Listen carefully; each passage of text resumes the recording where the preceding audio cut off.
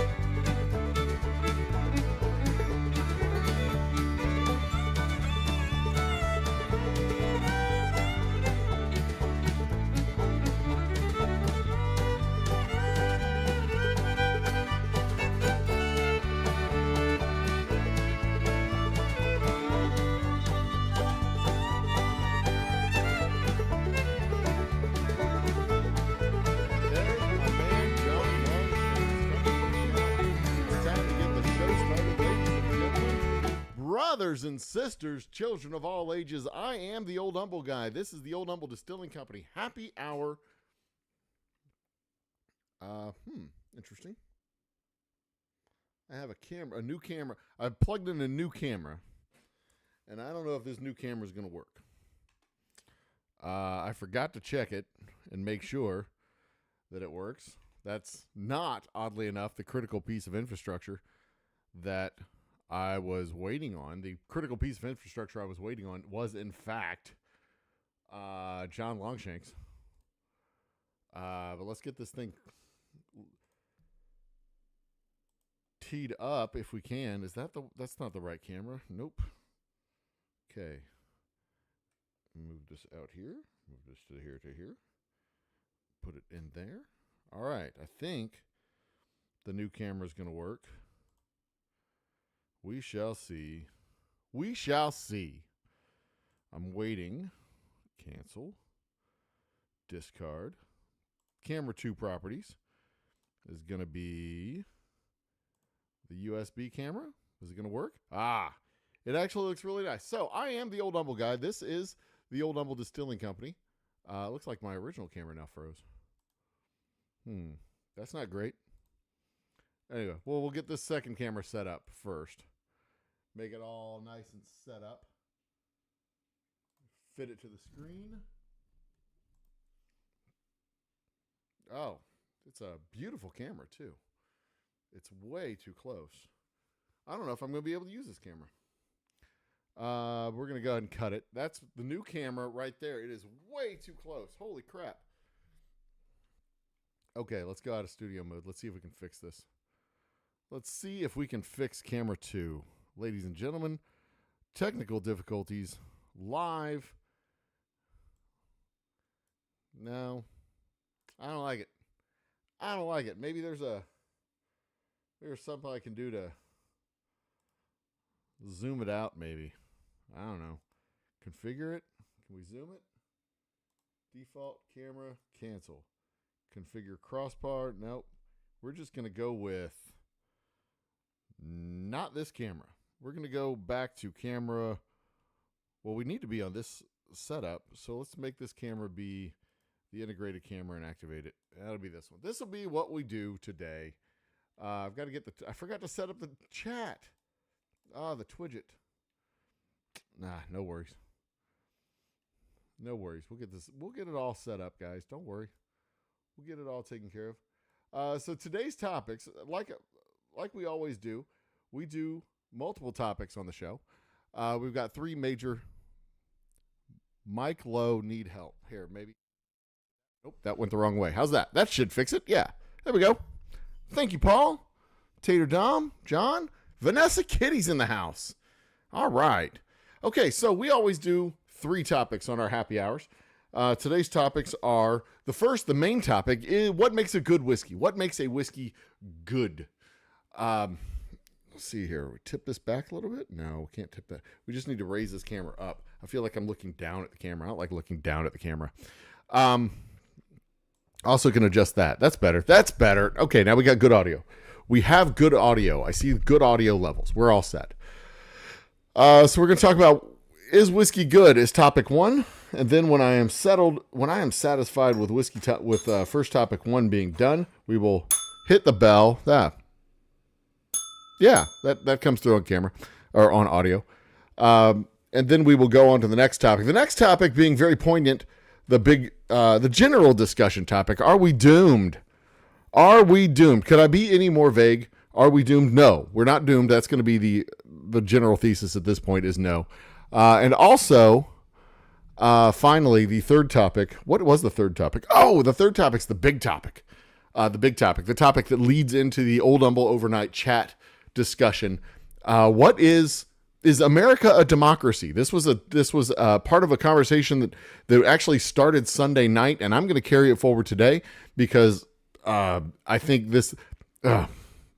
I'll get into that in a minute. But to start it off, I am the Old Humble guy. This is the Old Humble Distilling Company happy hour. This is our opportunity to talk with strangers like we used to be able to do before the pandemic and before everybody went absolutely fucking crazy. Back there was a time,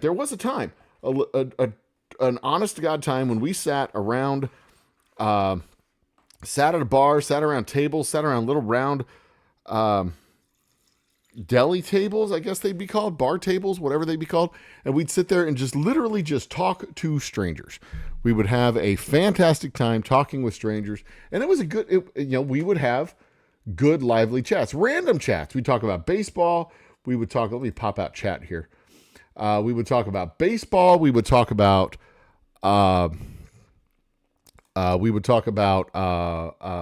politics. We would talk about religion. We would talk about philosophy. We would literally talk about anything. Of course, this was before our politics became toxic, before religion became toxic, before we became toxic. These were times when we could talk about things and we could be decent people while we talked about things. Where is my Twidget app? TWID. Isn't it TWI? There it is. Twidget. Open. All right. I will get chat up on screen in a little while as well. So talk amongst yourselves in chat. I'm following it. I will get to it as soon as I can. I promise. But it's all coming together. All of our technical difficulty stuff is going to come together. And it's going to be a beautiful, beautiful thing. In the meantime, cheers to all you fine folks out there. But I like to think that our happy hour is an opportunity where we can return to that. So there are no off-limit topics. Well, I'll take that back. There are a few off-limit topics. We're not going to play that game where you get to say the most outrageous, nonsensical bullshit.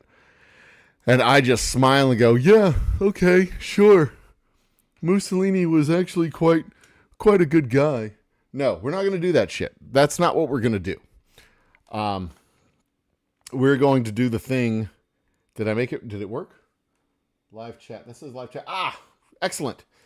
And let me see if it works real quick. Douche. Nope. Douche. Nope. There's the Twidget app. It should be on screen. Let me try one more time. Gadoosh. No. Why isn't it working? Why is it not working? All right, let's try this one more time. Control audio via OBS. No, that's not the thing. Okay. Move to the front. Gadoosh. Okay, so something's happening here. I don't know why it's not working. All right, well, I can fix it. I'm not worried about it. So yeah, there is no such thing as an off-limits topic. There are shenanigans that I will not put up with So don't even, and I think reasonable people know where the line is. We're going to be decent human beings tonight, and we're going to do decent stuff, right? Right. Okay. Let's see here. If I open this up one more time, set local host source. Okay. Now, if I do the thing, it should work. Chat should literally be right here above my head. There it is. There. Fixed it. It's working now. Hot diggity damn. Okay. So we will work our way through that as the night progresses. So bear with me as the night progresses. We will go as long as chat goes. I will go as long as chat goes. As long as the show is still going, I will continue to do the show. I don't have to be anywhere specific until 2 o'clock tomorrow afternoon. So, that's kind of my timeline. I'm good to keep going. All right. So keep that in mind. And with that in mind, let's get the show started, shall we? Ladies and gentlemen, brothers and sisters, the Old Humble Distilling Company happy hour. And what are we going to do? We're going to do a word from our sponsor. Gary, is that what we're going to be doing? A word from our sponsor? Gary? Okay, I don't have an earpiece. So we're just going to, I see Commander Lou says, shit, I'm unreasonable. No, you're not, Lou. No, you'll know the lines to cross. I'll keep everybody in check. Don't worry. Quick step to a word from our sponsors. Hi, ladies and boy, that is shitty, isn't it? Let's fix that camera. There we go. Hi, ladies and gentlemen. I am the sponsor of the show. I'm the Old Humble guy, and I own the Old Humble Distilling Company. Find our whiskey online at oldhumbledistilling.com. Is it right there? Yeah, there it is right there. Or you can become a member of the channel for $2 a month. We are going to be doing a member-thon in about 1 month's time. Sometime in the middle of December, we're going to be doing a member-thon where we'll do $2 a month, and every member will get a gift. We will put it in the mail, and it will come to you probably by New Year's. So stay tuned for that or become a member early. Big thanks to Mr. Jiggs, who is our current longest running member of the show and a super fan of the Old Humble Distilling Company. Cheers to you, good sir. In the meantime, you can find our whiskey if it's not available in your state in local stores. You can find it online at oldhumbledistilling.com/shop online. And now back to the show. Ladies and... There we go. Ladies and gentlemen, brothers and sisters, children of all ages, let's get started with topic number 1, the whiskey topic. The whiskey topic of the night. What makes a whiskey a good whiskey? Where's my whiskey topic? Gary, do we not have the whiskey topic graphic that I can put up on the... We don't. Okay. And I also still don't have an earpiece. Okay, so whiskey topic of the night. What makes a whiskey a good whiskey? Is it price? Is it age? Is it... mash bill? What is it that makes a whiskey a good whiskey? That is a great question. It's one of the many questions that has been delivered to me through our social medias to talk about for our show. And if you would like to deliver a question to me via the social medias, feel free. You can DM us on Facebook, PM us on Instagram, IM us on Twitter. Direct message, I think, is Blue Sky. You can email me. You can send a carrier pigeon. You can strap it to the back of a golden retriever. They will usually find their way to my house. Any which way you want to go, you get me the message. Send me a question to talk as a whiskey topic or any other topic, and we'll talk about it. The other two topics tend to just be stuff that I see during the week that kind of catches my attention. That gives me enough interest to actually research. I'm going to move that camera down a little bit. Yeah, there we go. So what makes a whiskey a good whiskey? That is a very, very subjective question. There's no one thing that makes a whiskey a good whiskey. I mean, there are some people who really, really like rye. There are some people who really, really, really like high proof. There are people who like the low proof. There are people who think 95 proof is too high. There's people who don't like the sweetness of corn. They don't like the sweetness of they're allergic to barley. There are people who, oh my God, the tastes range all over the place. But what makes a whiskey a good whiskey? What it boils down to is, I don't know a diplomatic way to put this, but the difference between a premium whiskey and a mid-shelf or bottom-shelf whiskey is,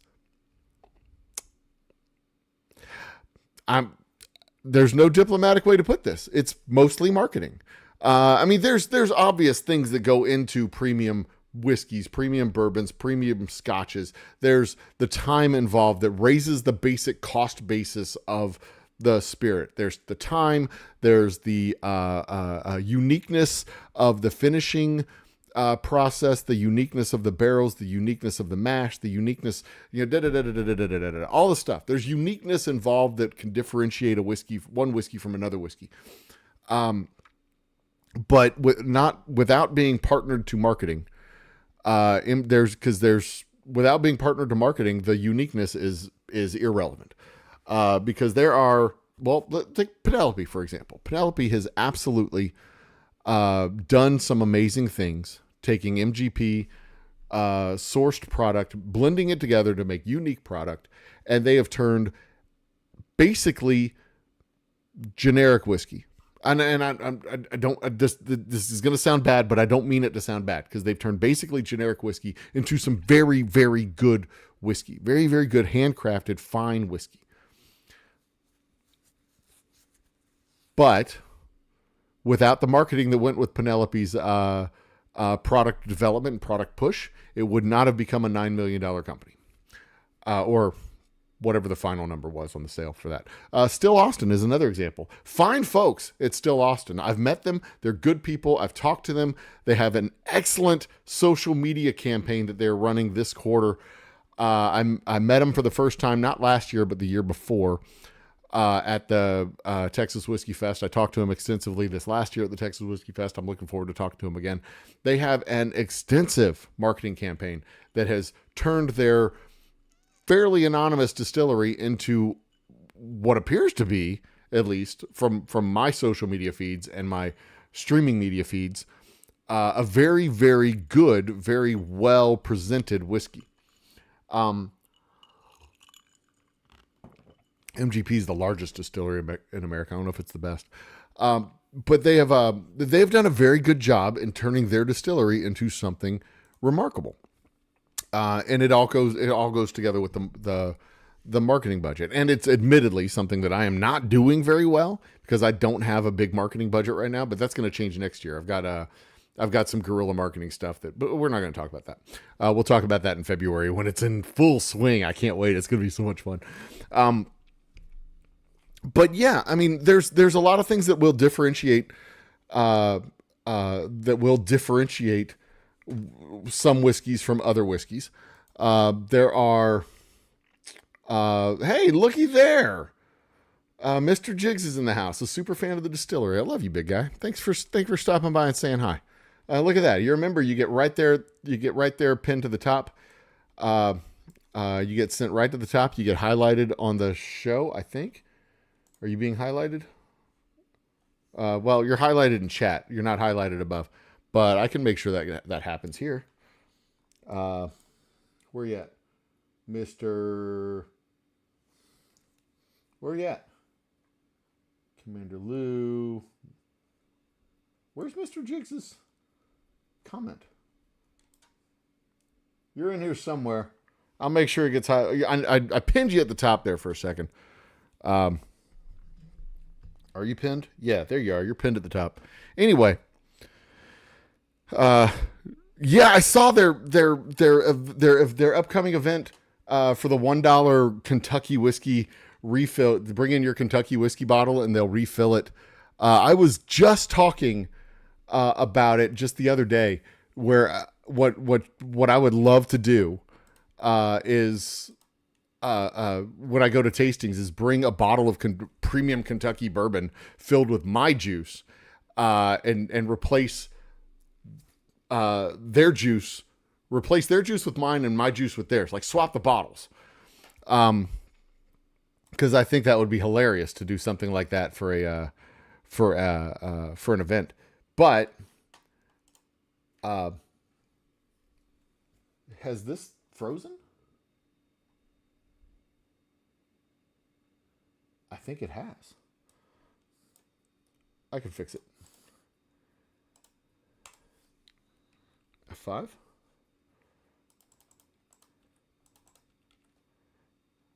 We'll get it working again in a second. I can get this live chat working real quick.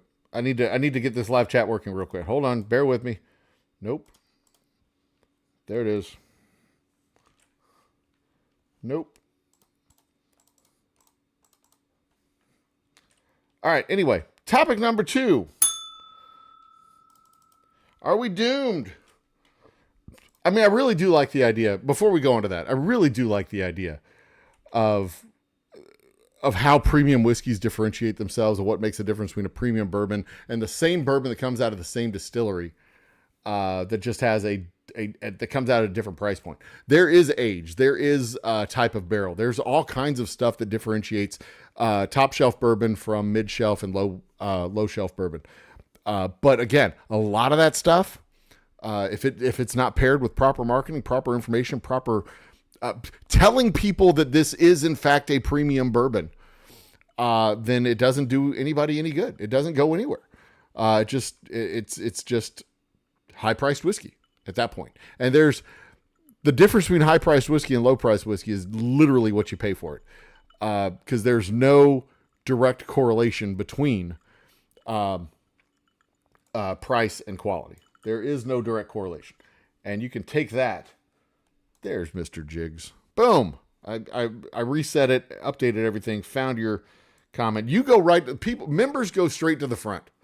And also super chats go straight to the front.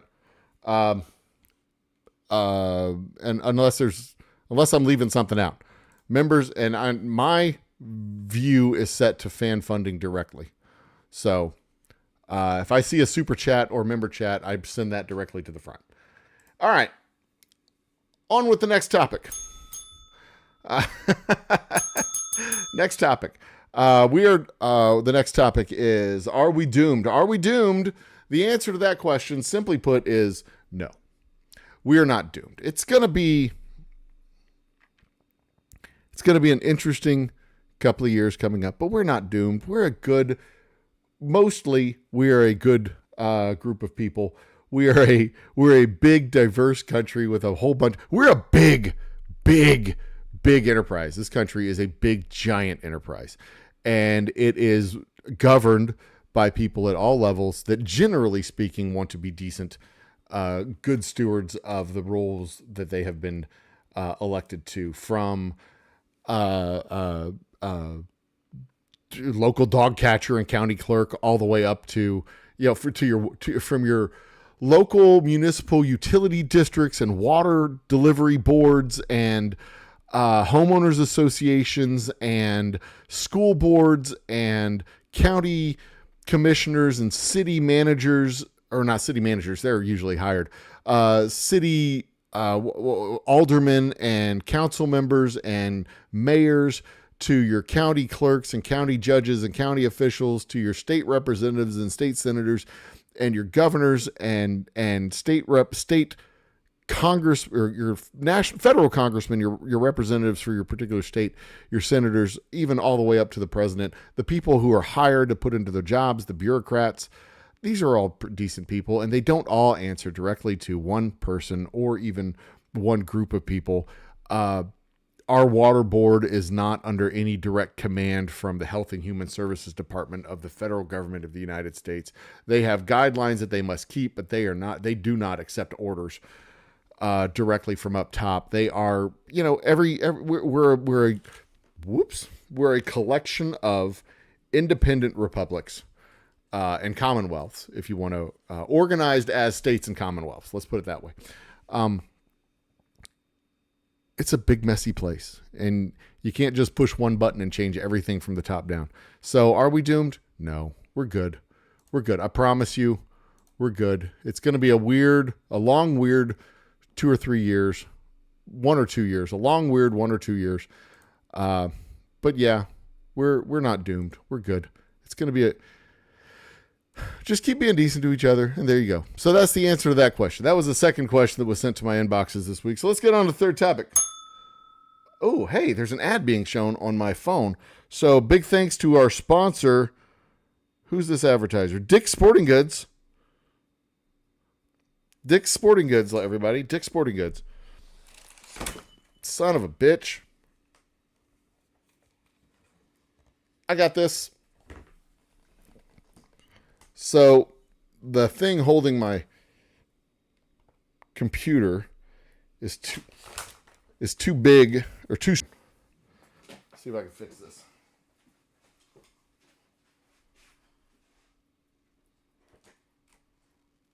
There we go.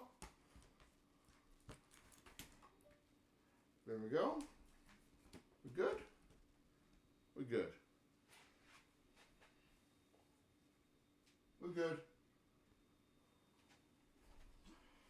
Oh, Lord Almighty. If technical issues were a thing, if technical issues weren't a thing, I would invent them. All right. On we go. Mr. Mom, can we talk about flat Earth? Jesus Christ. I mean, if you insist, but it's going to be a short conversation. It's going to be a very short conversation. Hey, Women of Whiskey showed up? Where's Women of Whiskeys? All right, I'm going to catch up with some chat real quick. We'll get on with the next two topics, but we're going to catch up with chat real fast. Make sure Twidget's caught up. That's me. That's all right. See, I'm going to read it up here on the screen because I can see it on the screen better. And I don't think my chat window is working properly. I don't know who the second advertisement was either. I guess we'll just have to catch up to that too. There's Longshanks making into the chat. Vanessa Kitty, can we make this a little bit bigger? Yeah, make it a little bit bigger. I'm not wearing my glasses. So, there you go. Okay.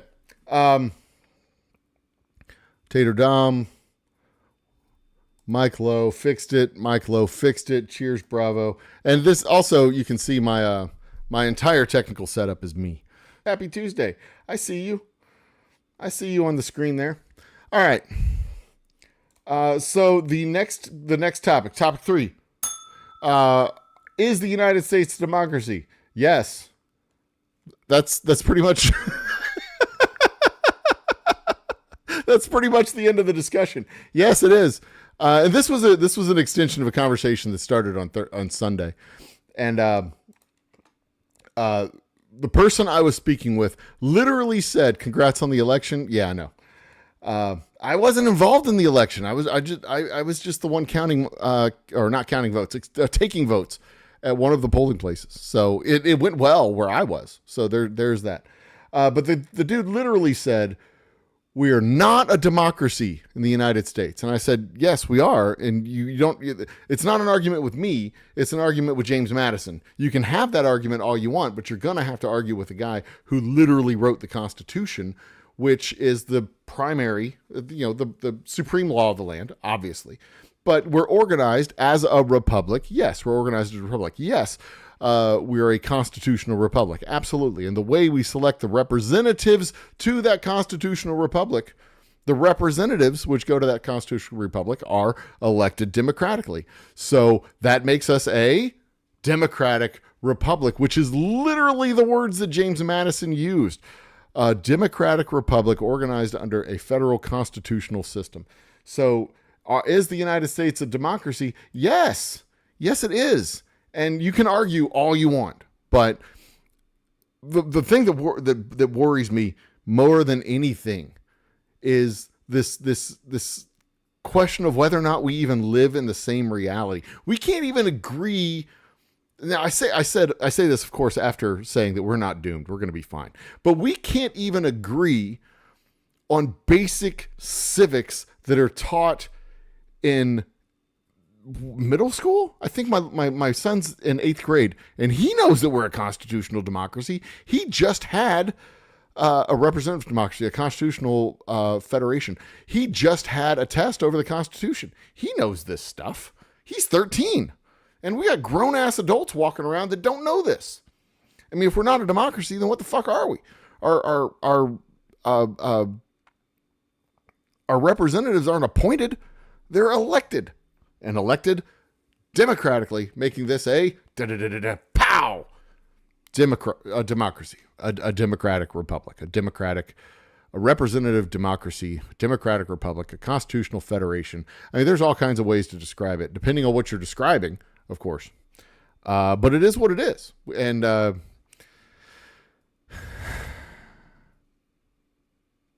yeah, we got to protect it. And we got time. We got time to protect it. So protect it. There you go. Anyway, on we go. All right, we're going through chat now. That was the big time. Those are the 3 topics. Keep it going in chat. I will catch up at some point. Where are we at right now? This is, I don't have timestamps.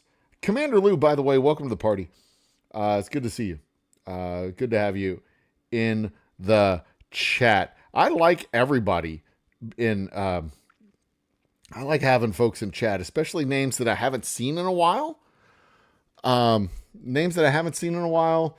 New names that have popped up. I know we've got a bunch of new people in the subscription world because I've had a few shorts pop off. Shorts pop off in the last couple of weeks. My subscription count is no longer on the screen, but last I checked, it was at 4,380. It's 4,381 now. I should put the subscription count back on the screen. That's one of the things that I like, that I really like to have there. But we'll keep it going. Like I said, I will continue to go until I run out of stuff to talk about or stuff to do. This is a happy hour, guys.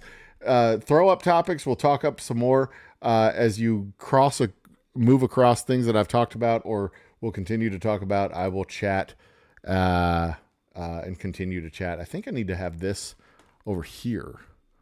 Nope, not there. There. I think I need to have that there because then I can just go down the list. There we go. What's up? Everybody's saying hello to everybody. I love this. It's like walking into Cheers. Everybody's like, Norm. For those of you who are too young to know, Cheers was a long-running situation comedy from the 1980s. I think it went on for like 6 years. Good whiskey is what's approved by Top Shelf, Dustin. The difference is $15. That's not wrong, by the way. The difference between mid-range and Top Shelf is $15. That is not wrong. Because when you pass the $60 mark, something happens in your brain. Like 49, 50, 51, 52, 53. That is not prohibitive. But when you go up past 59 to 60, like $55, $56 still feels like $50. But when the price on the shelf, this feels closer to 100 than 56 does. You know, 56 doesn't feel like it's closer to 100 than 0. But 60 feels definitely closer to 100 and 0. So the difference, the $15 difference is very, very real. The difference between a $45 whiskey and a $60 whiskey is not just $15. It's the perception of premiumness. And that is, that's a very, very real thing. A very real thing. You can't really distinguish individual notes, but mouthfeel, mouthfeel. These are really, I hope I want to read the rest of this comment. But mouthfeel and how hot the alcohol hits and lingers. Oh yeah. Okay. Yeah. That makes sense. When you're talking about how the whiskey interacts, how you interact with the whiskey. Absolutely. And those are real things that, spirits of specs recently, but okay, I'm going to get to you real soon, Lou. Yeah, those are real things, and those are definitely differences in the way that the whiskey gets finished and packaged and set up and sent out. Those are all, yeah, very much real things that go beyond just the marketing of a bottle of whiskey. Absolutely. Taste and Prove Out Blender Wanted. That's mostly it. Yep. Also very true. Very true. And there comes Mr. Jiggs.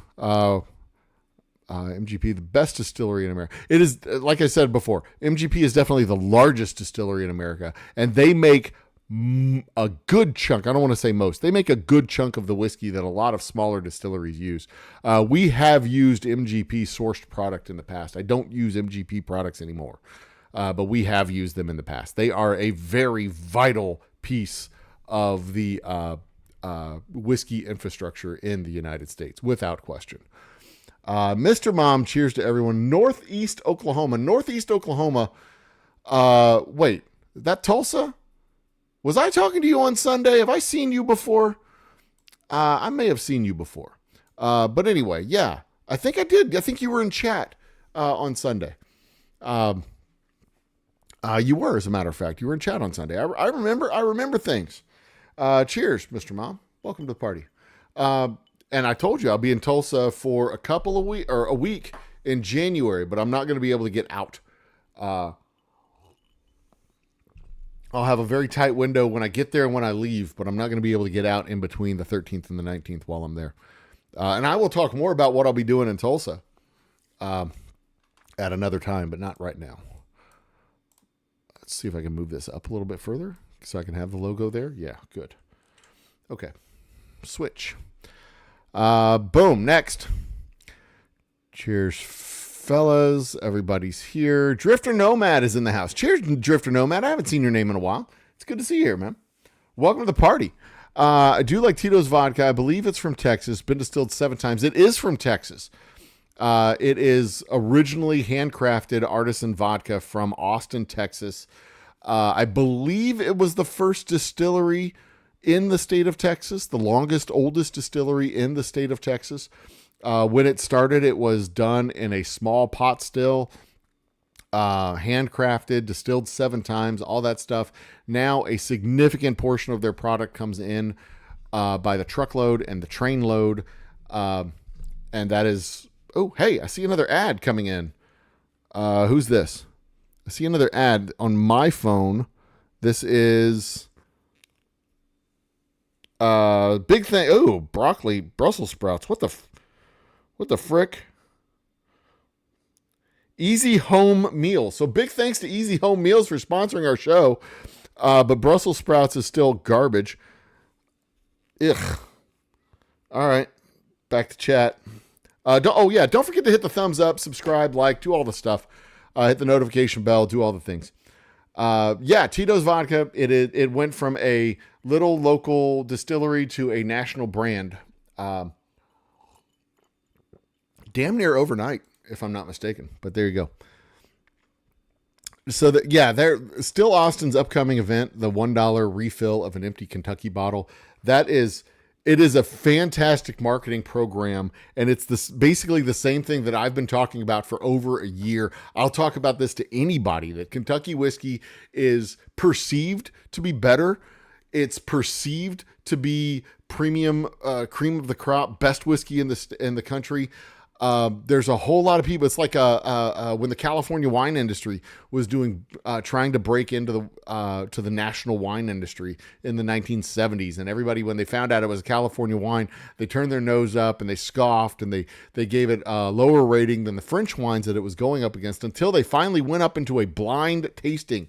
When they finally did a blind tasting, no labels, no label, blind tasting, just cups. The judges drank it, and they won gold, like double gold at the tasting or whatever the hell it was.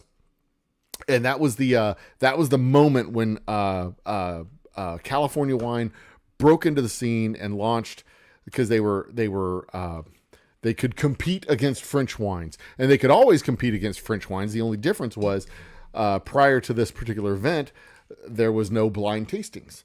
And still Austin is pounding on this drum lately that, people people have an impression of Texas whiskey that it's subpar and inferior.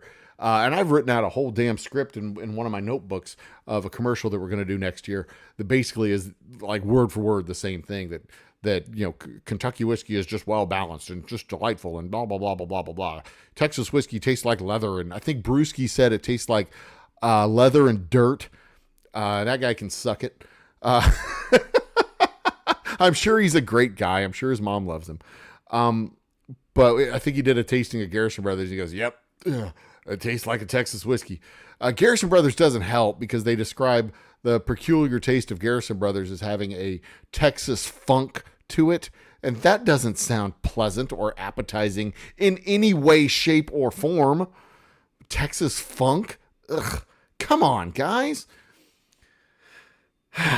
Anyway, last time I did a tasting, and I actually did a tasting next to a Garrison Brothers taster, he was telling people, yeah, that taste is a particular Texas whiskey flavor.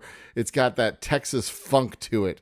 And people will come over to me next, and I'd tell them, yeah, we don't have any funk in our bottles. You should try this. Anyway, it's fun when you can play off of other people when you're doing a tasting, when you're doing a promo, and you've got other people around you. You can play back and forth off these guys. That's a real pleasure. When those people don't talk or don't interact with you at all, it's no fun. Anyway, but yeah, it's going to be a really, if you can make it to Austin, do it, because it's going to be a really cool event. Anyway, 36% rye MGP. 36% rye MGP. That sounds like a bourbon mash bill. Magic Staff MGP just absolutely dominates American whiskey the last decade. Yes, they do. They even have a MGP Select line of whiskeys that they own and sell under their own personal labels, and that's that's the branch of MGP that bought Penelope. Piss off. Oh, good grandpa. Shut up. Anyway, on with the show.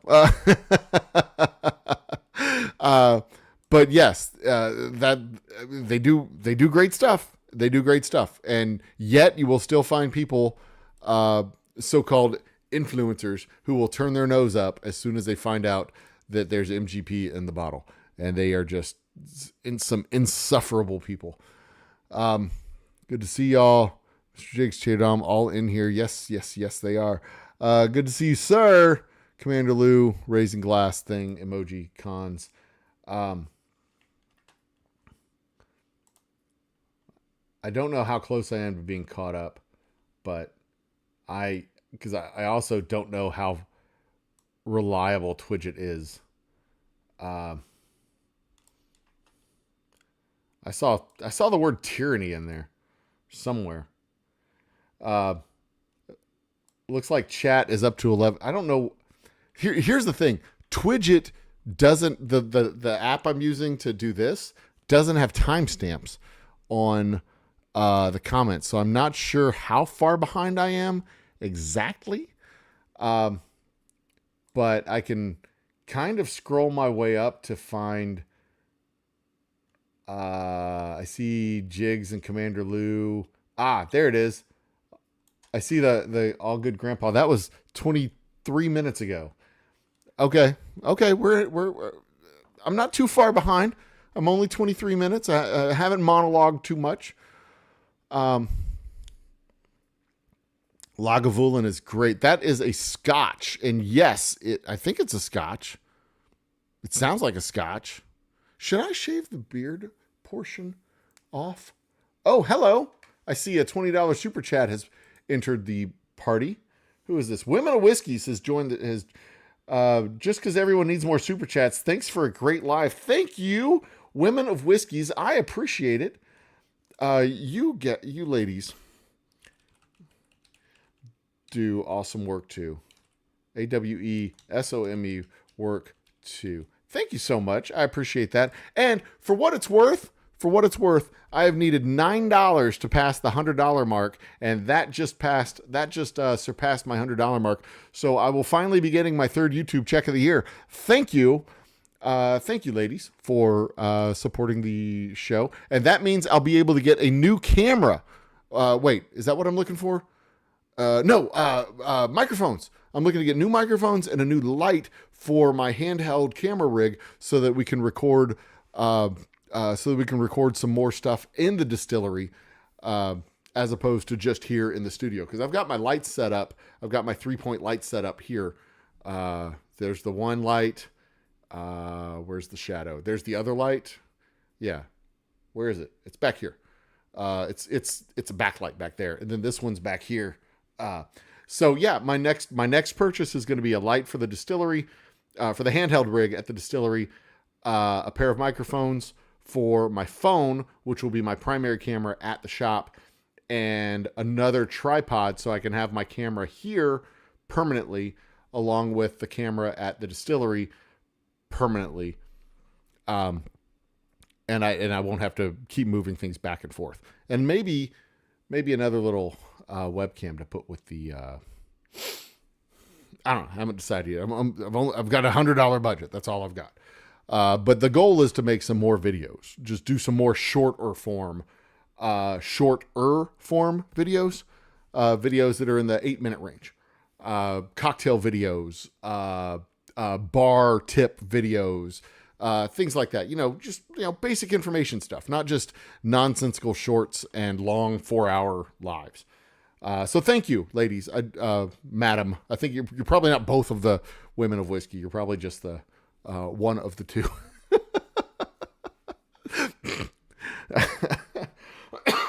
Thank you again. I really do appreciate the support. Onward we go.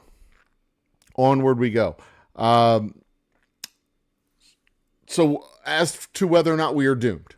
Highly concerned. You've got a kid going into college next year. I've got a kid who just started college and in the Army. And another going in 8th grade.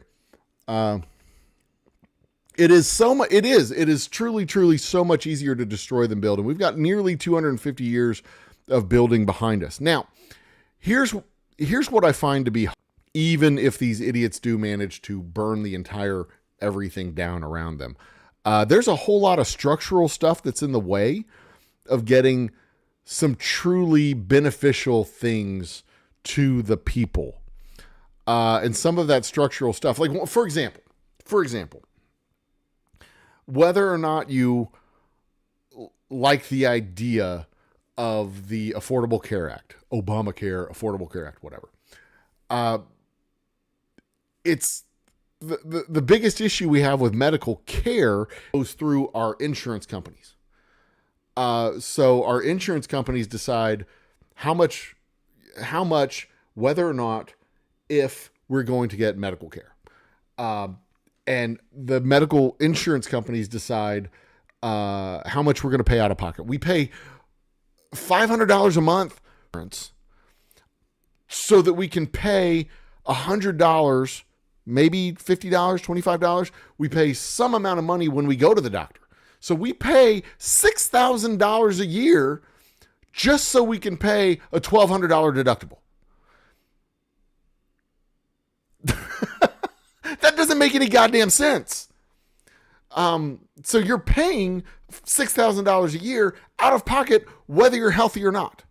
And then you pay another $1,000 at least on your deductible if you aren't healthy. And that's not the government's fault. That's the insurance company's fault. And that's a structural thing that's there that prevented the federal government in 2008 from establishing a single payer health insurance national program.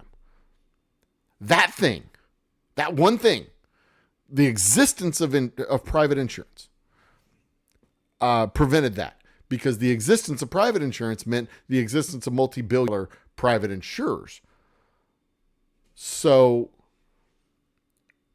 with the existence of private insurers, we were prevented from having one more insurance company that was a nationwide insurance company, because one more single nationwide insurance company supported by tax dollars would have basically put that entire industry out of business, or at least taken away 30 to 60% of that industry. Would have vanished like that. And guess who would have been opposed to that? The insurance companies, and everybody invested in the insurance companies, and everybody that works for the insurance companies.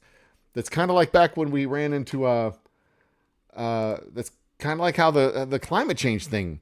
I talked about that briefly with the last live that we did. Where we are with climate change denial is a thing because the national the Clean Air and Water Act and the National Environmental that's it, the Federal Environmental Agency was successful with the ozone stuff, with the sulfur rain, the acid rain, with groundwater contamination, with lakes and streams and brown fields and all that stuff. They were successful with all that stuff. And because they were successful with all that stuff, the oil and gas industry said, hang on. Slow down a little bit. Climate change isn't all bad, and it's not even real. And by the way, it's a hoax. And they started this multi-year investment in senators, representatives, and disinformation. And that is why today, 45 years after the establishment of the National Environmental Association, whatever, I can't remember what the agency's environmental agency. That's why 45 years after that, and all the successes that they've had in the past, we have climate change denial and people who walk among us who will say it's a hoax, it's not real, it can't possibly be happening because it's cold in December, and that the science is not settled, and that there are people who disagree, even though like 97%, whatever, of the scientists do not disagree. And the 3% that do can be tracked directly back to like geologists at Exxon or whatever.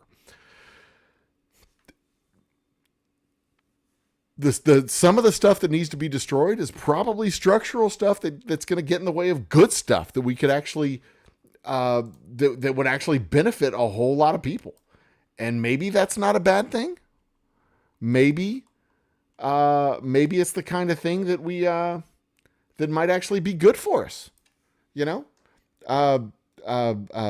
undoing some of the mess that's been done with college loans, undoing some of the mess that's been done with insurance, undoing some of the mess that's been done with oil and gas subsidies, undoing some of the mess that's been done with nuclear energy. Nuclear energy, by the way, which was super duper popular until oil and gas companies started saying, hey, nuclear is dangerous. It's dirty. It's dangerous. It's hard to manage. It's hard to, you don't know what could happen. Look at what happened at 3 Mile Island. Like, nuclear energy was the future. Cheap, abundant energy was the promise of the 1950s. Cheap, abundant electricity. Everything running on electricity. Everything runs on electricity. 1950, the future that was imagined in 1950 was electric everything. Cheap, abundant electric energy. And you know who doesn't like cheap, abundant electric energy? The people who sell electric energy, because cheap energy doesn't make as much money per unit, obviously. But cheap electricity does not make as much money. It doesn't help that the public utilities were mismanaged and somewhat corrupt. It doesn't help. That didn't help much at all. But it absolutely didn't help that people with a very strong vested interest in making sure that electricity was not cheap and abundant made decades-long investments to make sure that electricity was not cheap or abundant. And now we have private control of public utilities, and electricity is as expensive as ever has been, and it has gotten more expensive faster than inflation. You can look those data up. It is true. Electric prices have outpaced inflation. Maybe not in the last 2 years, 3 years, 4 years, but up until 2020, inflation had outpaced, or electric prices had outpaced inflation. Certainly since the privatization run in 1988, I think is when privatization started. Maybe it was 89 when privatization started with electric utilities. The price of electricity outpaced inflation. Now, the last 4 years we've had remarkably high inflation. So I don't know if inflation has caught up with electricity, but I can tell you this much: in Texas, electricity ain't cheap, baby. Electricity is expensive as hell in Texas. Damn. Move this down a little bit. Yeah, there we go. All right, back to Twidget. Let's go. Next, Dustin. I'm rather interested in all this economic stuff Trump wants to do. I'm very interested in it too. Going to be a heck of a real world experiment. Can Trump prove the president can cause inflation by himself? I think we're going to find out that, well, I don't think he's going to be able to do everything that he thinks he can do. The president can't wave a magic wand and make tariffs happen. The president, we have World Trade Organization agreements. We have bilateral, trilateral, multilateral agreements that prevent us from just waving our hand and making tariffs happen. So I don't think he's going to be able to do what he thinks he can do. The president doesn't have the power that he thinks the president has. There still is a Congress. There still is a House of Representatives. There still are judges, even though a lot of the judges have been appointed by him and are very much willing to do his bidding. I don't think he's going to be able to do as much as he thinks he'll be able to do. I don't think he's going to be able to pull off the mass deportations that he says he's going to do. But if he does, who's going to pick the strawberries and the spinach and lettuce and all the other stuff that teams of immigrant farm workers do? Who's going to and when we have to start importing that food because our food is rotting on the vine? Where are we going to get that food from? Because now he's decided that all the stuff that we import from Mexico and Canada and Europe are going to have tariffs on it. I mean, part of me hopes they get literally everything they asked for. Part of me hopes they get literally everything they asked for. Literally they get to hire the guy with the pump gun of gasoline and spray it all over everything, and hire the other guys with the lighters and just flick them all over the place and burn the whole goddamn place to the ground. And part of me hopes that the other guys do not try to resist it and do not stand in the way, just so that they can burn the whole fucking place to the ground. And they get what they deserve. They get what they voted for. But the other part of me is that would be bad. That would be so bad. It would be so damaging. But 15 million people don't give a fuck. Why should I? I mean, that's the Gen X rallying cry, right? Is whatever. Y'all don't give a shit. Why should I? I do still think this is the greatest generational betrayal in the history of our country, where the boomers have betrayed their grandparents, their parents, their children, and their grandchildren, and their great-grandchildren, for that matter, because they spent so much effort and so much time on the media apparatuses through the 80s that they spoiled a significant portions of my generation's brains, so that they could still continue to do this shit. I mean, the conversations we had on Sunday, they didn't talk anything about the economic stuff or the practical effects of what was going to happen. They just really don't like Mexicans. That's all they talked about.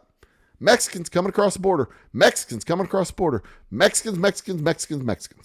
And it's they could have fixed it. This was a great little segment of the conversation. They could have fixed it. There was a bill. There was a bill. They could have addressed the problem, but they shot the bill down. And my counterpart was saying that they shot the bill down because of the funding that was in the bill for Ukraine and Israel and Indochina. And Mike Johnson said, we're not going to pass money for Ukraine, protect their borders, until we do something to protect our borders. And then they didn't pass the bill. And then they stripped the part about protecting our border out and then passed the bill with the money for Ukraine and Israel and Indochina. If they really were opposed to that and in favor of the southern border, they'd have passed the stuff about the southern border and not passed the money. They didn't. They did the other thing, which means they're lying, and these people just believe the lie. And I don't know how to agree to disagree with people who do not participate in the same reality. I don't know how to do that, because they don't even agree that we live in the country that we live in. You know, I mean, they don't even have a basic understanding of how our civics work, or that the government should even govern. Because that was the other thing. That was another back and forth. When I said we live in a representative democracy where we elect representatives, he's like, they work for us. No, they don't. They work for the federal government. They work for another entity. They don't work for me. I don't pay these people. They don't work for me. They represent us at the federal level. And their job is to govern. He's like, they're not supposed to govern. It's like, that's what the fucking government does. That's like literally the name of what they do is derived from the entity wherein they work. They work in the government, and it is supposed to govern. That's what they do. And we just don't like agree on like basic language, basic vocabulary. I don't know how we agree to disagree. I don't know how we see common ground when we're not even standing on the same planet. I don't know. But I am forever hopeful, and I am looking. I believe in the strength of our institutions and the people of our country. I believe in the better angels that we have in this country will ultimately overcome the baser demons that do also exist in our country. I'm hopeful. I'm always hopeful. I am 100% hopeful. That's what I am. Always have been, always will be. Cheers. Big table, lots of drinks.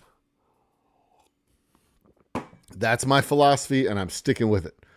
You like Yamakaze and Hibiki whiskey? Ooh, yes. So Japanese whiskeys. I'm going to do another show on Japanese whiskeys. Japanese whiskeys are a very curious creature, where they where Japanese culture. Do I have a new member? Japanese culture really likes. Well, it's rooted in. It's rooted in. I mean, they make a lot of rice in Japan. Their culture is not rooted in rice, but rice is a significant portion of who they are and what they do.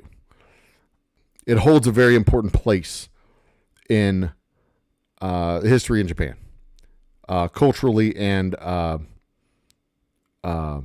functionally. Let's put it that way.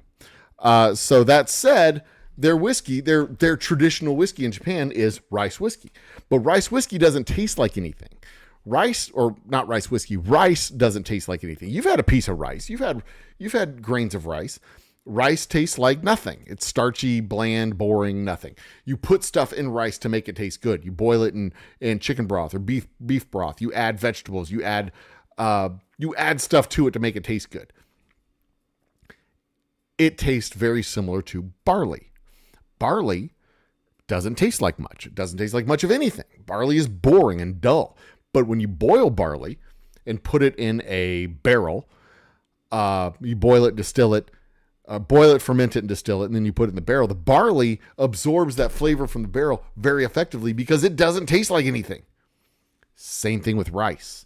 So rice whiskey and Scotch have very similar taste profiles. And that is one of the many reasons why the country of Japan fell in love with Scotch almost immediately when it was introduced to Japan. And that's why Scotch is the best-selling whiskey after Japanese whiskey in Japan, Japanese rice whiskey specifically. And that's why most of your Japanese whiskeys will either be single malt or rice, because they're so very similar in flavor profile. And that's one of the reasons why Suntory had imported a whole bunch of Scotch for their bottling operations, because Scotch and rice whiskey taste so fucking similar. So yeah, rice whiskey, Japanese whiskeys in general, and rice whiskeys specifically are a very, very curious animal. And I would love to try more of them, but that requires more of a budget than I currently have. But I love talking about them. Oh my God, I love talking about rice whiskey. I'd love to make a rice whiskey. We have a huge rice operation here in the Humble area over in Beaumont, not far from Humble, not in Humble proper. It's over in Beaumont. It's down the street. But our rice industry was established by a Japanese immigrant who came over here, consulted with the farmers on the coast, and developed a strain of rice that was well acclimated to our environment here. And our entire rice industry along the Gulf Coast of Texas and into Louisiana was established by this dude. And it is it's a fact of history that Texas and Louisiana's rice industries have their roots in Japanese rice culture. So there you are. Yeah, good stuff there. Good stuff. Maybe even United States. Yes, yes. It's more than just a confederation of states. It's an actual union of states. We don't get to pick and choose who we are, and disunion is not an option. We fight our fights at the ballot box, and that's how it should be. Can we talk flat Earth? We can talk flat Earth. I will give you. Okay, let me look at my watch. I will give you 4 minutes of flat Earth talk. Ready? Set. Let me make the second hand get to the top real quick. There it is. All right, the Earth is not flat. We know this, and we've known this since the early, I want to say the 4th century BC, maybe the 5th century BC. We know the Earth isn't flat. The Earth has never been flat because Euripides, I believe it was Euripides, measured the tilt, the different inclination of the sun at 2 different latitudes, was able to extrapolate from those 2 different degree points, 2 cities about the same distance apart as Houston and Dallas, I'll add, was able to measure the difference in angle of those 2 cities at those 2 latitudes, and then extrapolate from that data the fact that the Earth is round, and also measure the fairly precise distance around circumference around the Earth, because at that time they knew they were aware of pi. And he did the math, and he was able to calculate the size of the globe that is the Earth. And they were able to actually use that same information to eventually determine the size of the moon, the distance of the moon, and grossly underestimate the size of the sun, not because their calculations were bad, but because they could not possibly imagine a thing in our stellar cosmos that was as big as the sun. They just didn't have an imagination big enough. So they made the sun a whole lot smaller and a whole lot closer because they couldn't fathom the sun being as big as it was. And it wasn't until like 1,300 years later when they were able to track the transit of Venus across the sun in 2 different points, 2 different latitudes on Earth, where then they were able to extrapolate the actual size of the sun. And when they looked at the number, they were like, holy geez, this thing's huge. So everything in our cosmos is predicated on the fact of understanding that the Earth is indeed round. Not only is the Earth round, but also the moon, Venus, most of the stars are round, or at least elliptoid. If most of the planets are round, all of the planets are round. The dwarf planets aren't necessarily round, but they're round-ish. If the Earth was flat, it would literally be the only thing in our solar system that is flat, except for the rings of Saturn, and they're flat because they're orbiting Saturn. So I have roughly a minute left. Nope, 20 seconds left. I can't. I got nothing else. The Earth is not flat. It's round. We know it's round. We've always known it's round. Even Columbus knew it was round, and he was a fucking idiot. He knew it was round, but he thought it was pear-shaped, and it was thinner at the top than it was in the middle and the bottom. But that is it. There you go. I gave you 4 minutes, by my reckoning, of flat Earth talk, which is 4 minutes more than I normally give it the attention because the Earth is not flat. There you go. I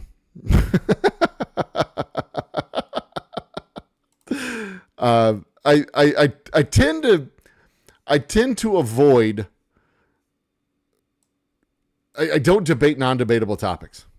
That's my general rule of thumb, which is why I always say my happy hour is a discussion, not a debate. We're not debating whether the Earth is a democracy or whether United States is a democracy. It is. We're not debating the flat Earth. It's not. We're not debating whether or not Bigfoot exists. It doesn't. We're not debating whether or not Devil's Tower is a petrified tree. It's not. These things aren't debatable. We could discuss it, but we're not going to debate it because it's not a debatable topic. There's no counter argument. There's no other point. Like the Civil War was about slavery. That's your point. And the counterpoint is non-factual nonsense. There's no counterpoint. There's no, but also slavery. It was about slavery. That's why the Civil War started. It was slavery. That's not a debatable topic. That's a discussable topic. We could discuss it. We could discuss the other things that were involved in addition to the core underlying principle and the core underlying cause, but it's not a debate. So yeah, I try to avoid non-debatable. I try to avoid debates on undebatable topics. Like, can we control the weather? No. Next. It's not a debate. It's a discussion, but not a debate. Well, then why is there a treaty saying we're not going to change the weather? No. The treaty doesn't say that we're not going to create tornadoes and throw them at Russia. The treaty is that we're not going to intentionally open up factories on the border in order to cause acid rain on another country's crops and cause crop failures as an act of war. That's the intent of the treaty because, it's not a debate. It's a discussion. Any hoodles? On we go. There's Women of Whiskey joining the chat. Cheers, Women of Whiskey. Love to see you in chat. You're awesome people. Thanks for popping in. And again, thanks for the super chat. I super duper appreciate that. Not to... where are we, by the way, in the chat? There's Women of Whiskeys. That is 11:08. Holy crap. I am now 40 minutes behind. 35 minutes behind. Oh, it's 54. I am damn near 50 minutes behind in chat. Okay, we keep it going. We keep it going until I catch up. That's my cross to bear. Let's go. I am cutting out. Maybe am I good? Have I fixed it? I assume I fixed it. Okay, I'm gonna assume I fixed it. Thanks for the heads up. Sorry I didn't see it sooner. On we go. I think it's because my computer was flopping around and causing problems. But we should be good now. Commander Lou, blah, yeah. All the Whiskey family. So Joe was taking votes. So what I do for elections, I wasn't quite clear about that, was I? What I do for the election in election seasons is I am a county election clerk. I've been a assistant precinct judge before. But usually I work as a county election clerk. And what the election clerk does, when you go in to vote, there's somebody who takes your license, validates your validates your identity, validates your registration, gives you your ballot, gives you your code, sends you to the ballot box, and lets you go do your voting. I'm one of those guys. There's two other people at a table that have a whole bunch of documents and stuff, and they're shuffling through documents and signing their judges of the election. I've also done that for smaller elections, not for the regional elections. This was a local election here in the neighborhood for our water improvement district.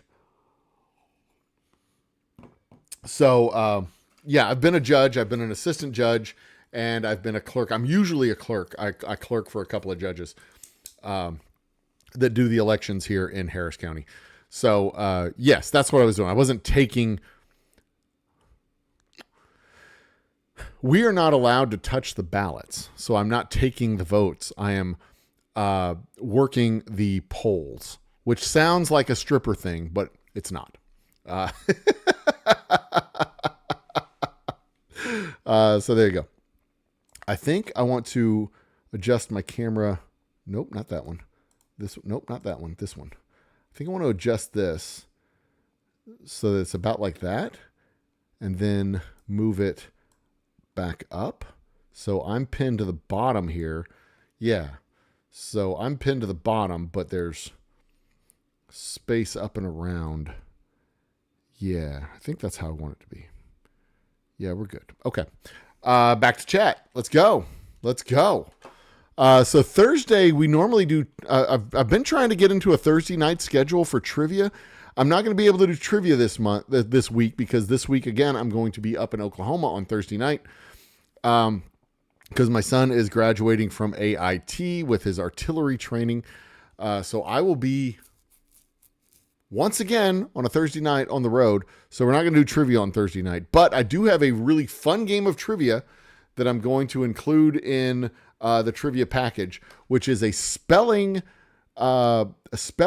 trivia game. And the game is going to be not how do you spell a word? What's the correct spelling of the word? But how did I misspell this word this week? So this will be a fun one. Y'all are going to have to get in my head and figure out how I misspelled words.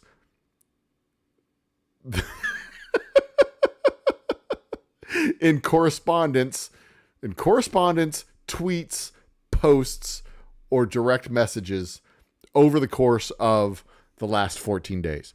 It's going to be an interesting trivia game. It'll be 10 questions, and you're going to have to guess how I misspelled a word. I can't wait. It's going to be fun.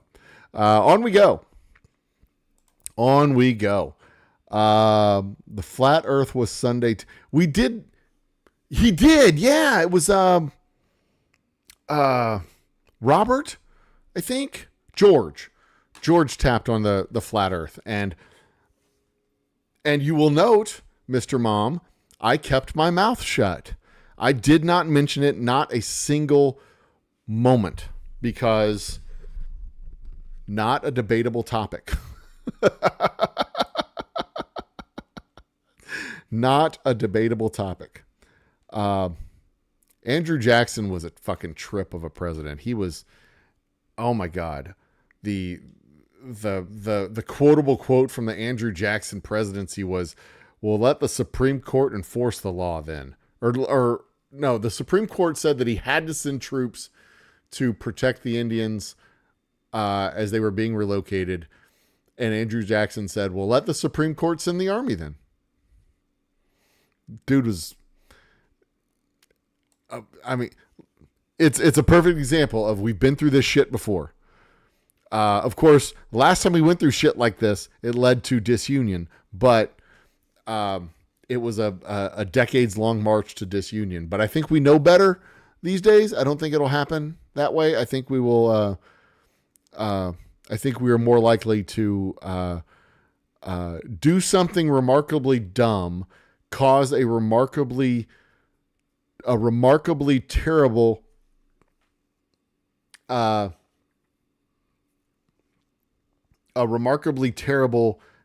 uh, uh,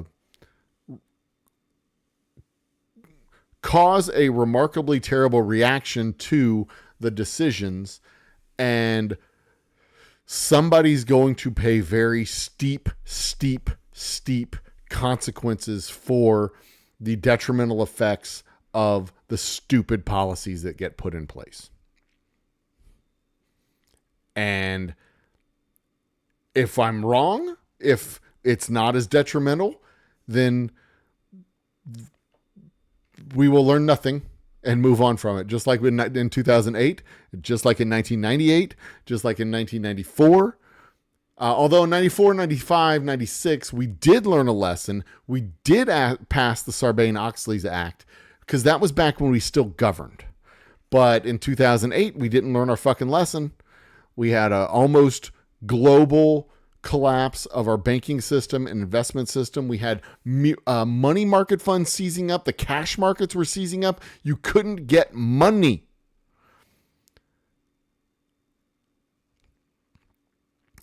Yep. Somebody stepped in and bailed us out of our bad decisions, and we didn't learn a fucking thing. So, hopefully, and Jesus Christ, in 2016, everything that was attempted was resisted, and we didn't learn a fucking thing. In fact, we learned it so badly, we so effectively didn't learn a lesson that we decided to try it again. We'll see. We shall see. I am hopeful. I believe in my fellow man. I believe in my country. I believe in the institutions of my country. I love my country so much so that I don't want to see it burn to the ground. And I wish I could say the same thing for everybody that I've spoken to about this who are very excited about what's about to happen. But it's not my problem. Anyway, tyranny of the masses. But we're not a tyranny of the masses. That's the thing. We're not a tyranny of the masses. We're a big, messy country that,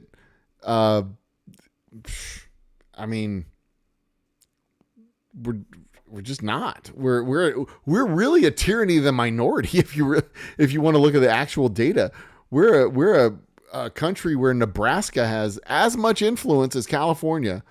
Nebraska, South Dakota, and North Dakota have as much senatorial influence. California, Texas, and New York. How does that make any fucking sense? Well, it's because they represent their states, and states have a say. The Senate is based on the states of the union, not the population of the union. Now, if you want to talk about representation and how Wyoming has more representation per capita than Florida, then yeah, that's a legitimate thing to discuss and talk about. But that's a whole nother topic. That's a whole nother issue about the Electoral College and how to fix that. That could be easily fixed with a vote of Congress, but it would require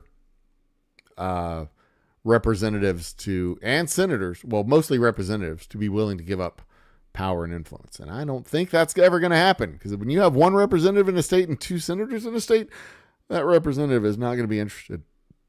Not even close. And splitting power with two more people, bullshit to that. Any hoodles. On we go. Still a male. Cheers. Sad. I haven't seen the spirits at Specs recently. Where are your specs, Commander Lou? I need to know so that I can make sure. We are in that Specs. Because if you're not seeing them in Specs and we're activated in that store, they did cut us back in a bunch of stores. So there is that. Let me know. Shoot me a message or drop it in comment. Let me know. Drop the address of the Specs that's closest to you, and I will check my list and make sure, lobby them incessantly to make sure that it gets restocked. Onwards. The nation divided. Kind of sad in my opinion. It is. It's a little bit sad, but we're not divided physically. My worry is that we're divided informationally And we really do get information from, not just information. We don't just get information from different sources. We get misinformation from different sources. And a significant number of us choose to believe the misinformation of the actual information. Like, there's someone near and dear to me who thinks that kids actually identify as cats and request cat litter boxes at their high school. That doesn't happen. That doesn't happen unless you want to. I mean, unless you want to be like, there's a whole high school where kids identify as wildcats, and another school where they identify as bulldogs, and another one where they identify as mustangs. Oh my God, these kids think they're horses.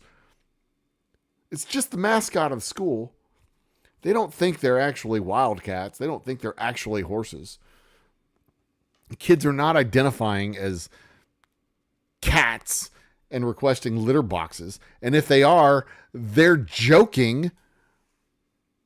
And if you're a parent that believes that, your brain is made of meatloaf and your whole thought process has been spoiled. Because my kids would come home and tell me stupid, nonsensical bullshit. And I'd be like, really? That doesn't make any sense. Who's doing that? And you're like, oh, I didn't see it. I just heard about it. Okay, so it's not really happening. You just heard about it from someone else. Be better with where you get your information, 14-year-old son of mine. Not, oh my God, I'm going to go to the school board and complain. Because rumors aren't real. The internet's not real. None of this shit's real. I mean, some of it's real, but the internet's not real. Rumors aren't real. I heard about a thing. Well, who said it? Who's doing it? What's the actual thing that's happening? Oh, well, I don't know. Well, then it's not a thing that's actually happening, and you can just relax and move on with your life. You know what I mean? Like, boys are trying to compete with girls. No, they're not.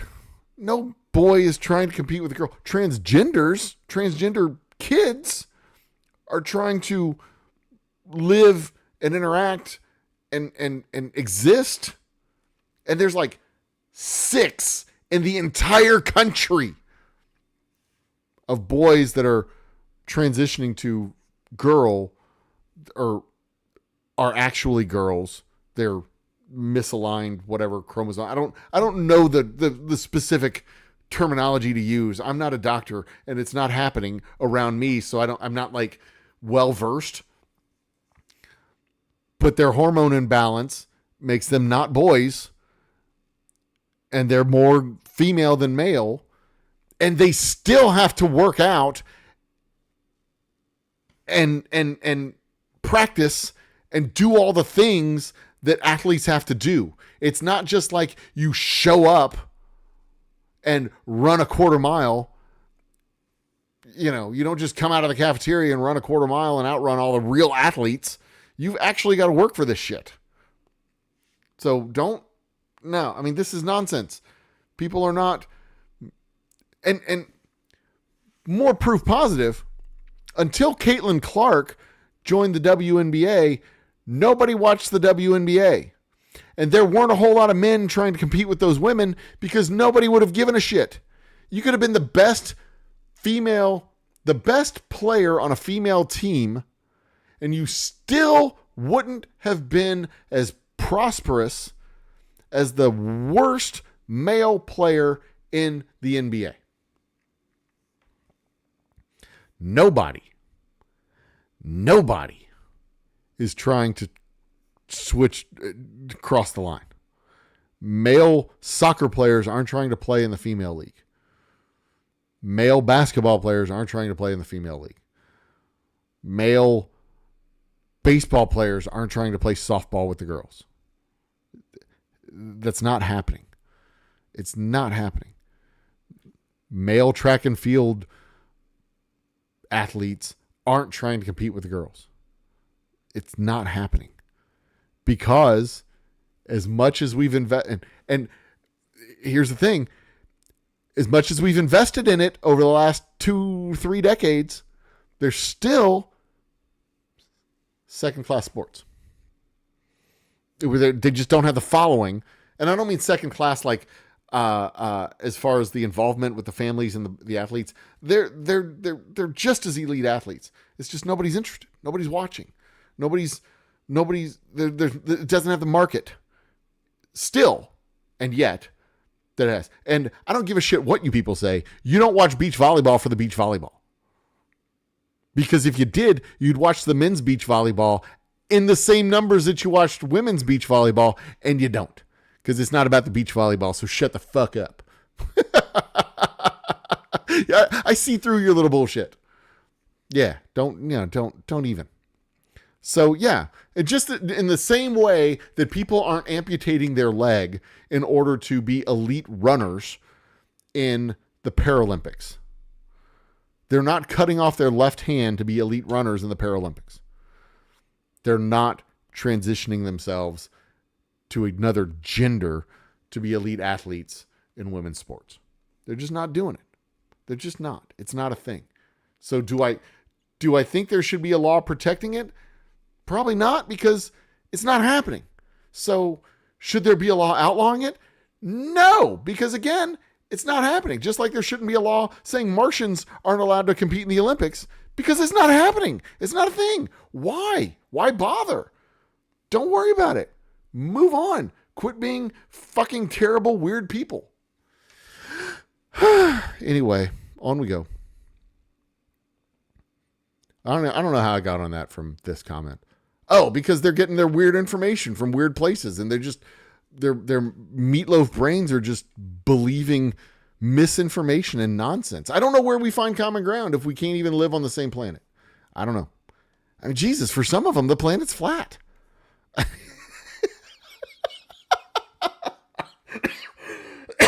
Goodness. Make myself cough. Okay. Viewers are down to 6, according to my analytics sheet. That's no worries. We'll keep going. I'll keep going until I catch up. I'm not giving up. I'm keeping on going till I catch up. Nation divided, kind of say. Okay, where are we at? Not sure how to comment there, but I support you. Yeah. All right, where are we at? Onward.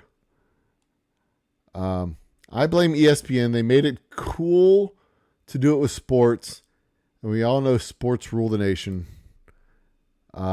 Cheers was 11 seasons. Thank you, Top Shelf Dustin. I guess that means it went well into the 90s. I didn't know it went that long into the 90s. I guess it started earlier in the 80s than I thought. Huh. There you go. These days, 300 plus. I miss CDA. Texas is the best, but lots of great country up there in the Pacific Northwest. CDA. What the hell's CDA? I miss CDA.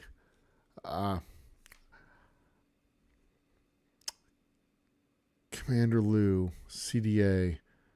CDA. Huh. All right, I know what PNW means, but I don't know what CDA is. Anyway, on we go. Sipping Wild Turkey, John Russell's 70th. It's out of this world good. That's good to know. I was looking for a different something to bring to my sister-in-law when I stay over at her place. And I'm, because I always bring my whiskeys, and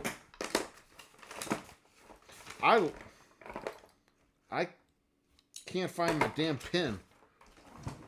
Ah, fuck, I lost my pin. Here's it. This will work. Jimmy Russell.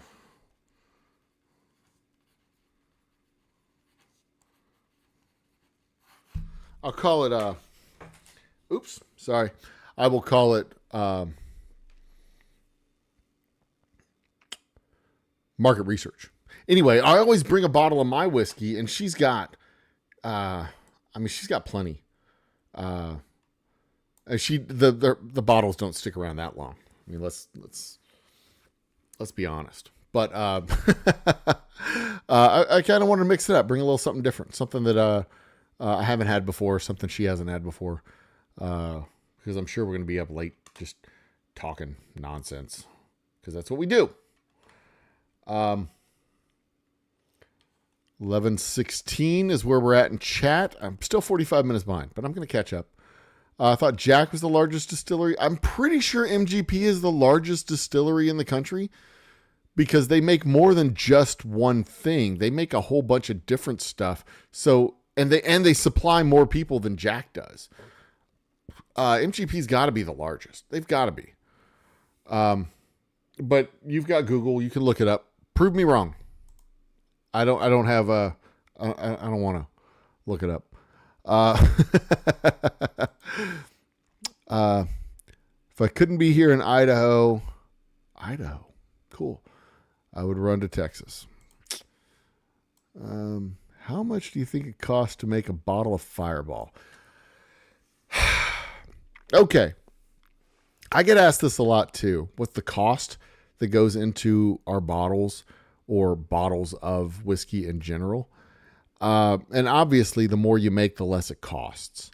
The liquor inside a bottle of one of the factory produced whiskeys is probably the lowest cost item of the entire bottle. The bottle itself, they buy millions of bottles a year. The bottle itself is probably pennies. The corks and seals and all that other stuff, all those labels and all that stuff, that's probably pennies. My hunch is the cost of a bottle of liquor, the typical bottle of liquor that you see on the shelf, Jack Daniels, Jim Beam, Evan Williams, et cetera, et cetera. If I had to guess, the direct cost of all that, not counting labor, not counting equipment, amortized equipment, and all that other stuff. Not counting the rick house is probably paid for years ago. The actual cost of the parts that you see on the shelf is probably less than $5. If I had to guess, probably less than $3 for a fifth of like bourbon from one of the major manufacturer guys. Because again, they're making 1 million gallons a year. Millions, plural, gallons a year. They're making so much of it that stuff's practically $0. It's practically nothing. They put so much of it in the barrels. The barrels sit there in the rick houses. That stuff costs them almost. Now, there's the equipment and all that because they've got their giant factories that look like refineries. They've got the land. They've got the people that they've got to pay and all that stuff. All of that stuff probably cost, per bottle is probably $8 or $9, maybe, probably not, probably closer to $5. But my hunch is the cost basis, the direct cost for bottles, the most expensive thing in the bottle of whiskey is probably the bottle itself. If I had to guess, based on the size of their enterprise, the size of the operation. Now you get into a smaller operator like me, the most expensive thing in the bottle, and then the corks and labels. I know my cost structure like the back of my hand. The liquor is the most expensive part of my bottle. The bottle is second, the cork is third, and the label is last. My labels are like something like 22 cents a label. And my machine to put the labels on cost $600. That's it. That's for the round bottle label. The square bottle label is like $400. And I have 2 of those. So the cost for the machine in each one of those bottles is almost $0 now. On we go. Fireball, maybe $2. For the little fireballs, probably less than that. Probably less than 20 cents. Anywho. I've had the opportunity to try it. Not yet. Just saw it one store for $90. Okay, I don't know if I love my sister-in-law $90 worth. She may get a bottle of Boomtown bourbon that I am filling up tomorrow. Yeah, we'll be live tomorrow morning, by the way. I'll be filling up bottles of bourbon. At some point tomorrow, I will be filling up bottles of bourbon. The last two retreats. Best countries in America. Get real lucky now. It's almost gone. I'm seeing it available elsewhere in large amounts, hoping maybe more shows up here. Of course, I'm in Houston. Maybe I've got it in Houston.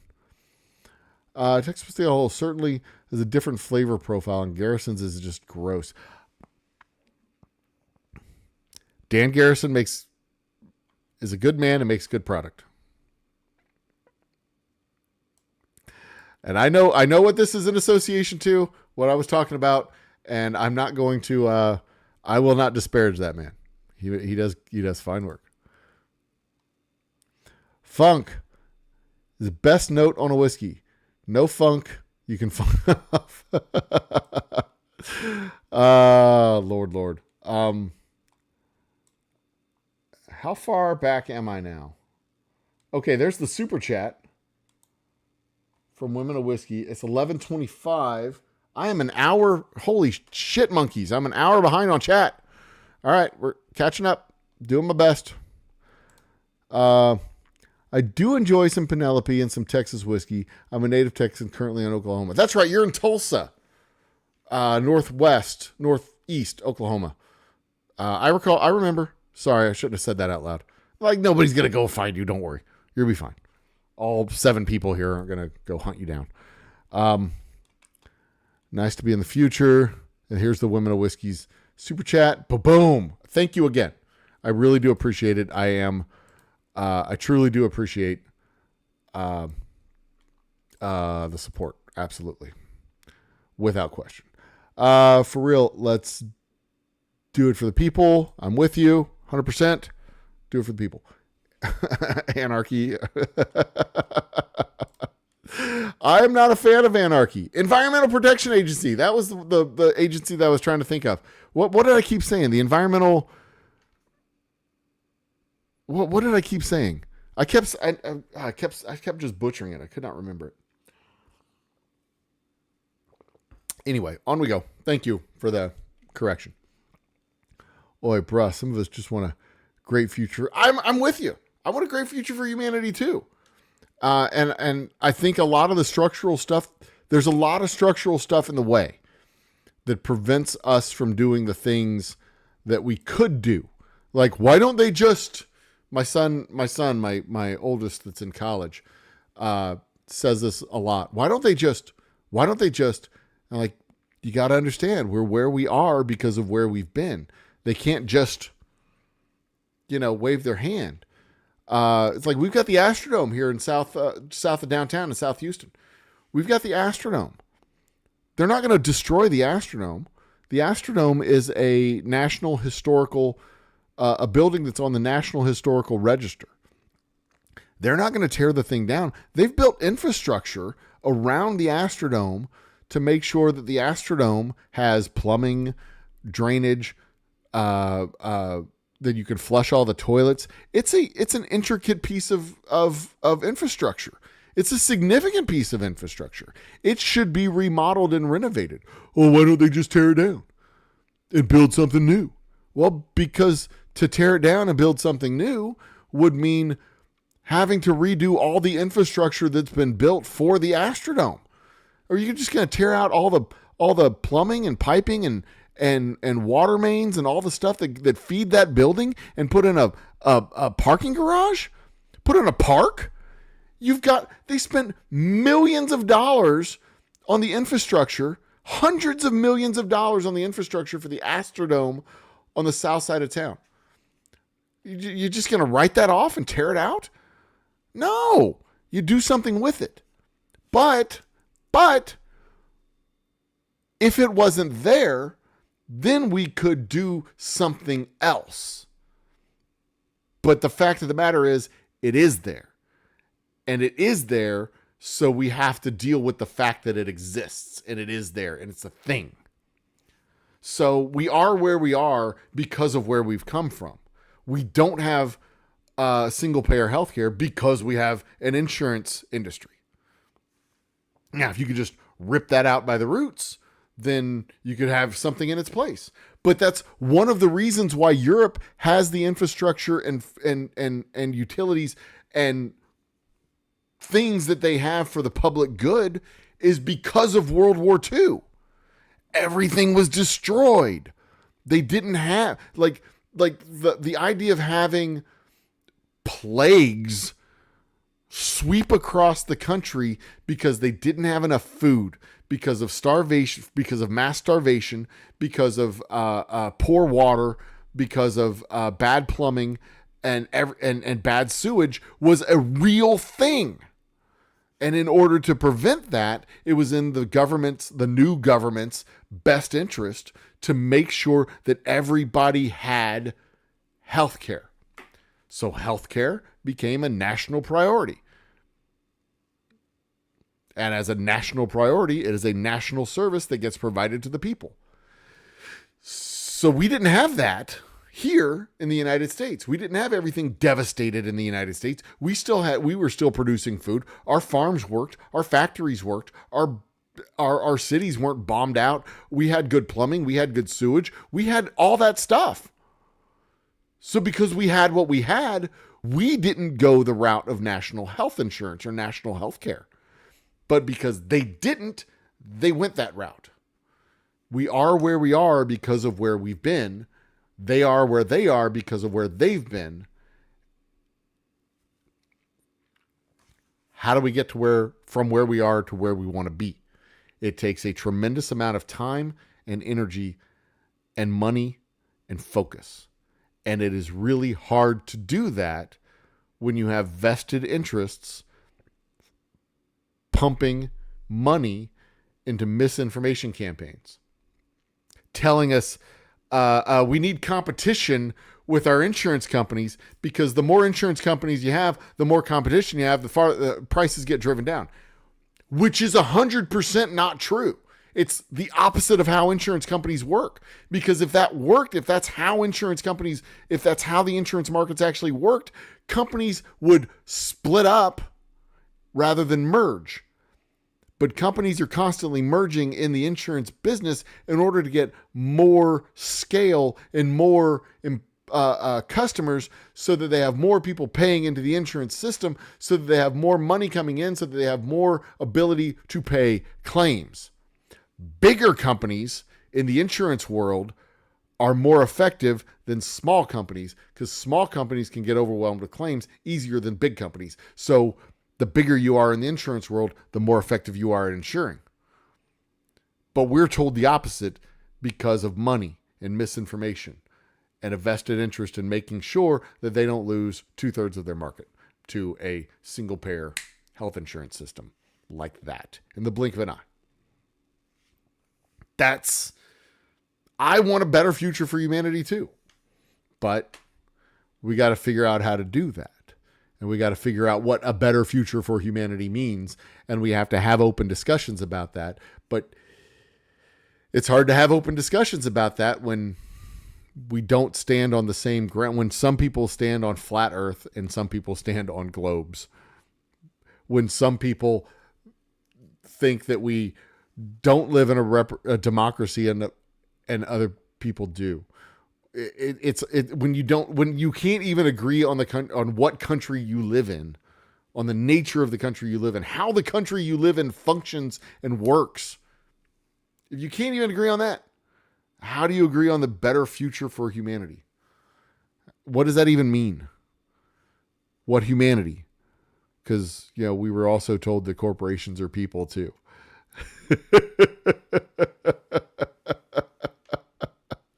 So a better future for them as well as us, because honestly, I don't give a fuck. The future is great for certain corporations. Some corporations shouldn't exist in the future. I mean, the largest buggy whip manufacturer in the United States in 1904 doesn't exist today. And there's a reason for that. There's a good reason for that. That's how things should be. Some companies should go away. But that's a whole nother discussion. Like, why don't we have buggy whips today? And that was over the course of like 10 years, the entire buggy whip industry disappeared. As did the live horse industry in New York City. over the course of 10 years. Poof, disappeared. Less than 10 years, really. Between 1904 and 1914, by 1914, you couldn't give away horses. They were put out in fields and left to starve to death because they didn't need them anymore. They had horseless carriages and trolley cars and internal combustion engines taking people everywhere they needed to go in the city. Poof. And when you have a multi-billion-dollar corporation, you have a vested interest in making sure that doesn't happen. Sit and sleep ad. What the hell is a sit and sleep ad? Oh my goodness. Sit and sleep. That sounds awesome. Okay. Big thank you to Sit and Sleep. Thank you for sponsoring our show. Sit and Sleep. I'll drink to that. On we go. Huh?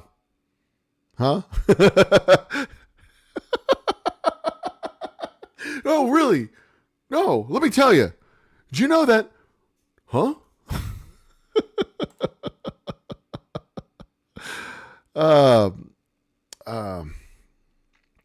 Yeah, Sleepy Joe wasn't a thing. Old Joe was definitely a thing. God, he was old as fuck. He's still old as fuck. But then we went and elected a dude who's just as old as that guy. So it wasn't just old. It's clearly not age. He was just, he just, yeah. He was not mentally nimble. But now we have somebody who's also not mentally nimble. For other reasons. Good Lord. Self-inflicted pain is the most painful. Yeah, I think you might be right on that one. Commander Lou back in the house. And see, here's the thing. I think we can, because I really do think that reasonable people, if they're willing to be reasonable, we can, like, you sit around a table and you just treat each other like normal people, like regular normal people, right? But it's hard to agree to disagree when you're when you're presented with reality and you just refuse to accept reality. When you just, willful ignorance is a real thing. And when you just refuse to believe your eyes because you're so entrenched in your tribe, it's just, I don't know. I don't even know how to talk to those people. Like, I don't know how you agree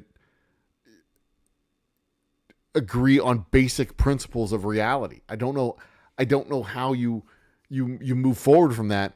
If everybody can't agree that 2 + 2 = 4, how do you even move on? How do you even continue to have a conversation? Because they're going to sit there and go, oh, he sounds so faggy when he talks about 2 + 2 = 4. It's literally fucking idiocracy. Literally, how can somebody be so pompous and arrogant when they can't even win at trivia? Like, your benchmark is trivia? Really? Not actually reading the source documents of the things you claim to understand? Really? I mean, you're going to sit here and tell me that you know why the Civil War, the foundation principles of the Civil War and secession, when you haven't even read the documents of secession? Really? This is the world we live in? The world you live in? I mean, how do you, I don't even know. I don't know. It's perplexing on a visceral level. It's perplexing. I don't know what to do. I don't know how to, other than just continue to be a decent person and advocate for decency. And if decency makes me a communist, then, how, das Badanya, comrade, let's fucking be communists. I don't care. If that's what the cost of being decent is, then I will pay that cost. But I think there's a more sensible world to live in than fuck your feelings and you're a communist. I think there's some kind of middle ground in between those two things. So let's move on. I mean, it's frustrating. It's frustrating because it's not just random strangers in the toxic world of YouTube, where there's a bunch of dude bros who think that they are, God's gift to humanity, but they have to get a foreign bride because they can't get an American to fuck them. Anyway, let's move on. We can't agree to share a singular Thank you, Dustin. There you go. On we move. Thoughts on social media effects on today's political climate? Thoughts on social media effects on today's political climate. I'm less concerned with social media than I am the almighty algorithm. The almighty algorithm is dangerous because it's not just so. Back when we were kids, and I don't think I'm that much older than you, that you would be unfamiliar with this stuff. There were bulletin boards. And I don't mean like bulletin boards like they have at coffee shops where you put your band. I mean the virtual bulletin boards, the dial-up bulletin boards, listservs and things like that, where IRC servers, where you would go in and you could chat with people in real time, and you would have to go and seek out channels and go in and meet some of the people in the channels virtually, and you'd talk with them. Every once in a while you'd find a local channel, everybody would meet up at the House of Pies, you'd talk and chat and everything would be cool, and you go back and talk online. And so you try not to be an asshole, because eventually you would probably meet some of these people. Right. I'm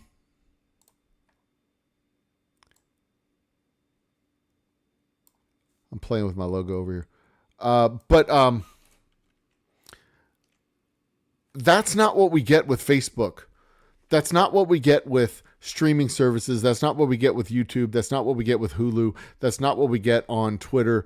That's not what we get on Instagram or Threads. They have an algorithm that tries to figure out what you like based on your search history, your cookies, your viewing habits, your posts, how you like posts, how you dislike posts, and all the stuff.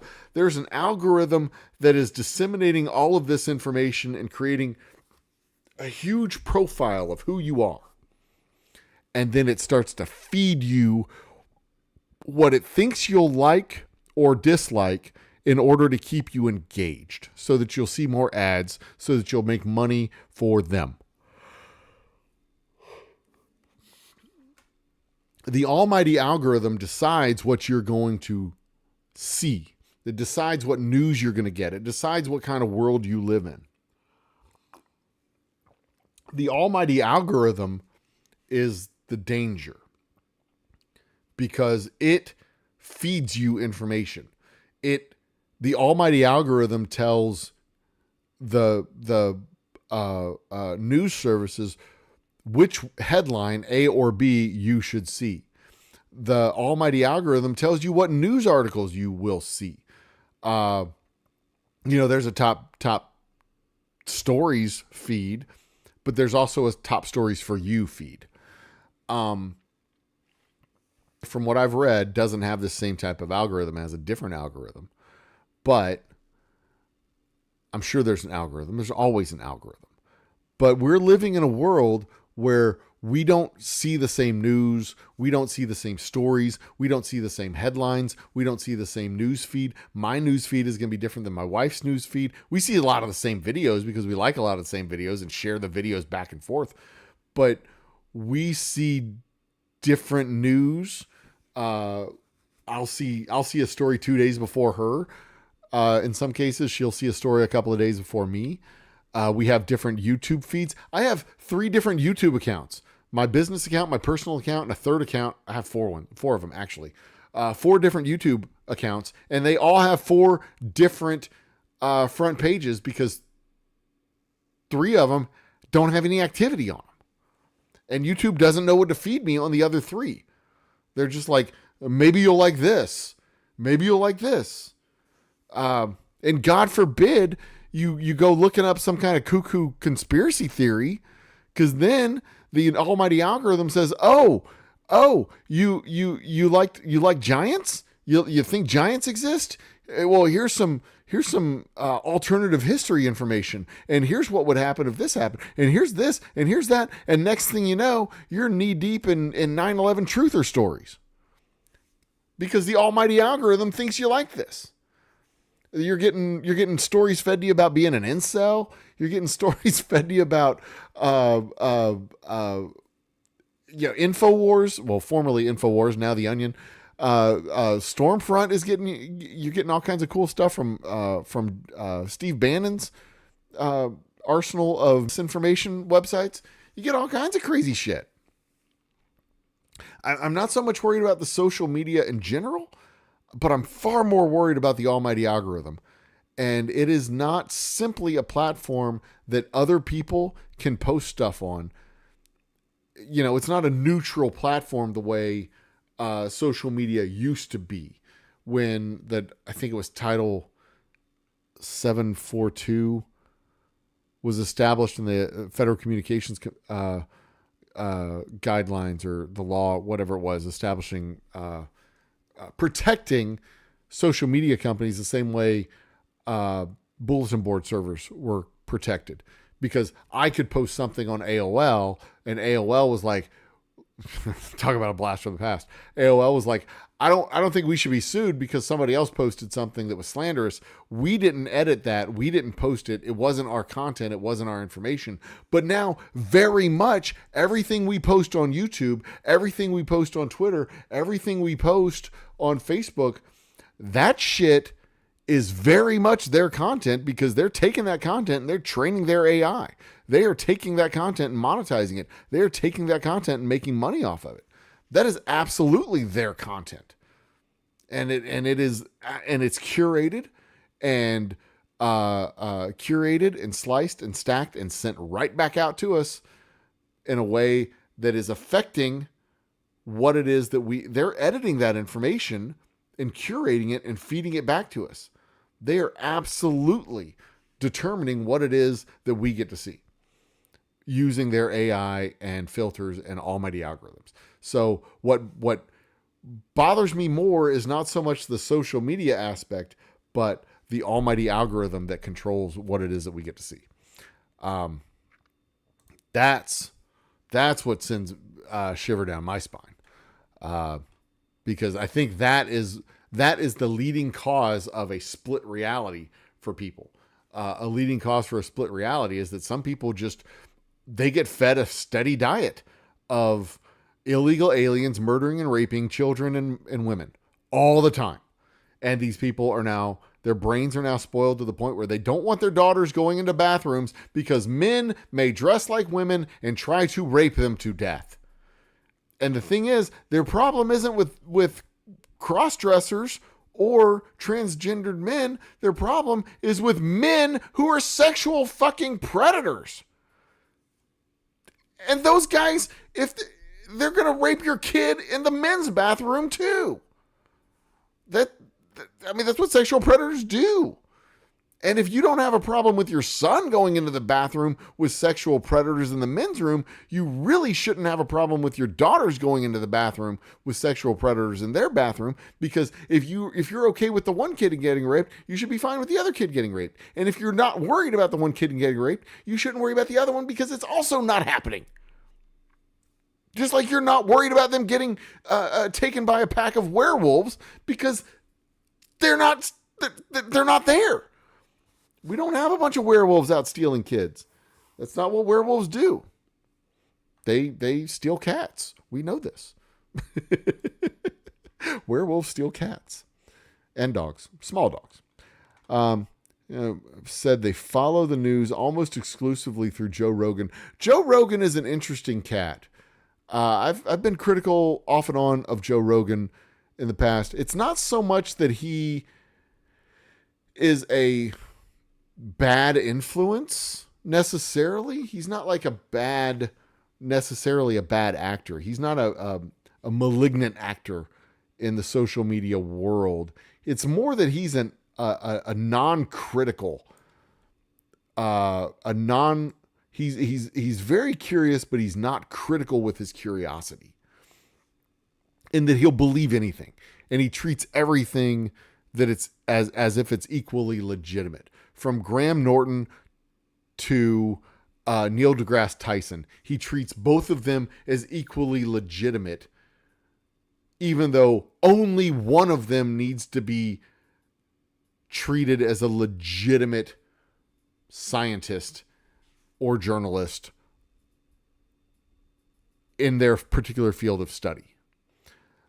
You know, that's like having being non-critical when an astronomer and an astrologer both tell you information, because, you know, they're both things. Why should we be critical of the one if we're not going to be critical? Because one of them is fucking nonsense. That's why you should be critical. You should be critical of one because it's fucking nonsense. And you should ask the questions and push back a little bit. And he's got such an open mind, which is fair. I mean, it's fair. He seems to be genuinely curious, but he's got such an open mind that garbage falls in it, and he's not particular about cleaning it out. And that he doesn't seem to be particular about cleaning it out, which is problematic. But to the same extent, you could use that to your advantage. You know, you don't avoid him. You engage with the same way Bernie Sanders did. You bring your message. I mean, if Graham Norton and Bigfoot hunters and early late Diluvian, whatever, cataclysmic investigators can go on his show and talk about ancient civilization apocalypses of people who moved giant rocks with sonographic waves that were emitted from towers that are hidden in pyramids. If they can get a fair shake on his show, then maybe people who have good ideas can get a fair shake on his show. So fucking use it to your advantage. Go be on his show every fucking week if you can. Go once a month. Just try to get your message out that, like, we don't have to live this way. It doesn't have to be like this. It doesn't have to be a fucking crisis every month. It doesn't have to be this way. You don't have to lose your house because you broke your leg. You don't have to lose your health insurance because you got too sick to go into work. You don't have to live like this. You don't have to be one paycheck away from homelessness. You don't have to be one flat tire away from 6 months of debt. We don't have to live like this. It doesn't have to be this way. It could be better. It could be a lot better. We don't have to be living under an existential crisis, a near permanent existential crisis of permanent climate change that's going to be happening in the next 6 years. It doesn't have to be this way. And you can use this man's, Joe Rogan's platform in the same way that fucking morons use his platform. The same way that people like Graham Norton use his platform to come on it and spread complete and total bullshit. You can come on his show and say, actually, it doesn't have to be this way. It doesn't have to be this way. And I think, to his credit, as much as I disagree with his ideas and I disagree with his analysis of the problem and proposals for solutions, I do agree with the sentiment that the former guy and future guy presents, that things aren't working for us. So much prosperity out there in the economy, but it's not working for us. We're still 2 paychecks away, 3 paychecks away from homelessness. People don't have $500 in savings. So if they have a flat tire, they have to borrow money on their credit card, and then that credit card stays in a cycle of debt for the next 6 to 8 months. People have to go into debt in order to get their tires changed because they don't have $500 in savings. It takes people 6 months to save up 1 month's worth of salary in their savings account. That eggs going from $2 to $3 a dozen for 8 months was such an economic hardship. How much eggs do people buy? Real talk. My family maybe buys 2 or 3 dozen eggs a month. Maybe. The cost of eggs going up over the last 4 years, over 4 fucking years, may have cost us $200 over 4 years. The average family may have spent $65 more in a given year during the crisis. And over $65 a year, they voted to raise their cost $4,000 for tariffs, to lock in, to cut Medicare and Medicaid benefits so that billionaires could have a tax cut.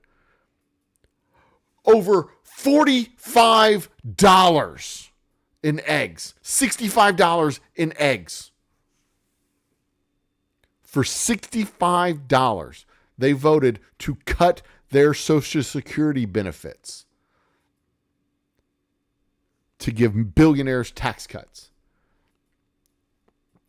Over $65, they voted to eviscerate the Environmental Protection Agency. Over $65.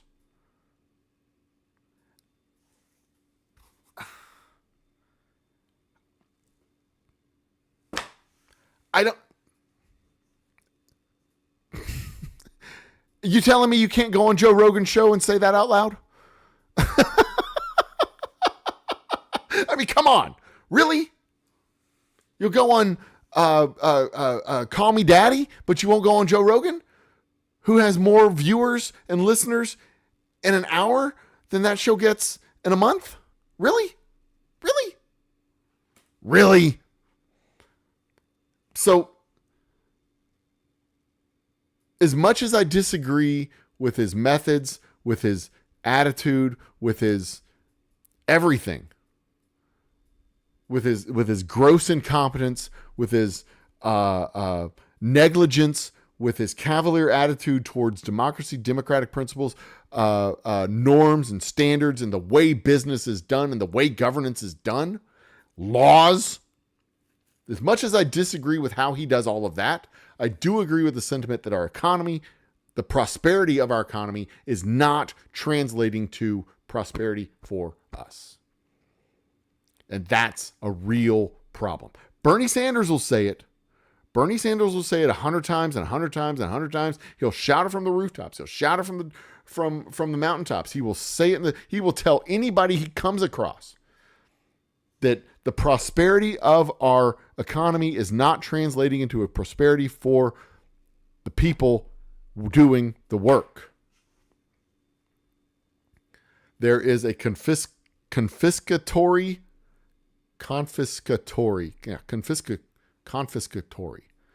process where the wealth that is generated by our economy is being seized by a handful of people.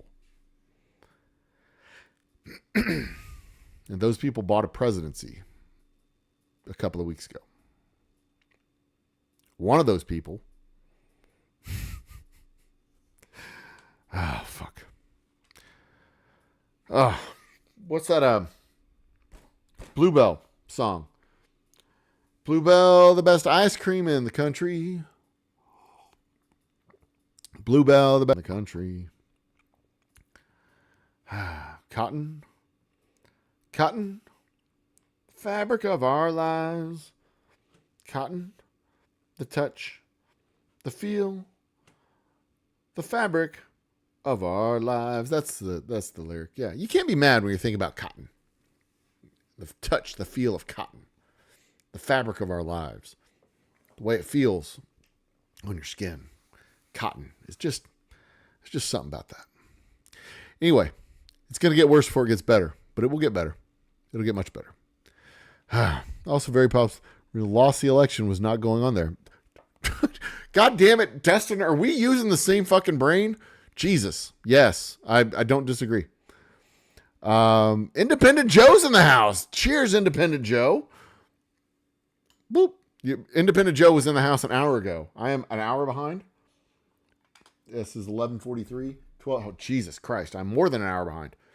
Okay.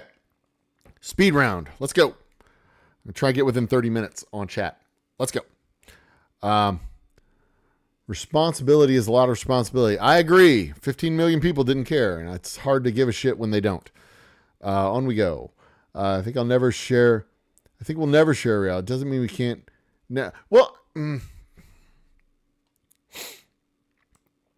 I don't know how to talk with people. I said it before. I'll say it again. I don't know how to talk to people with whom you can't even share the same language.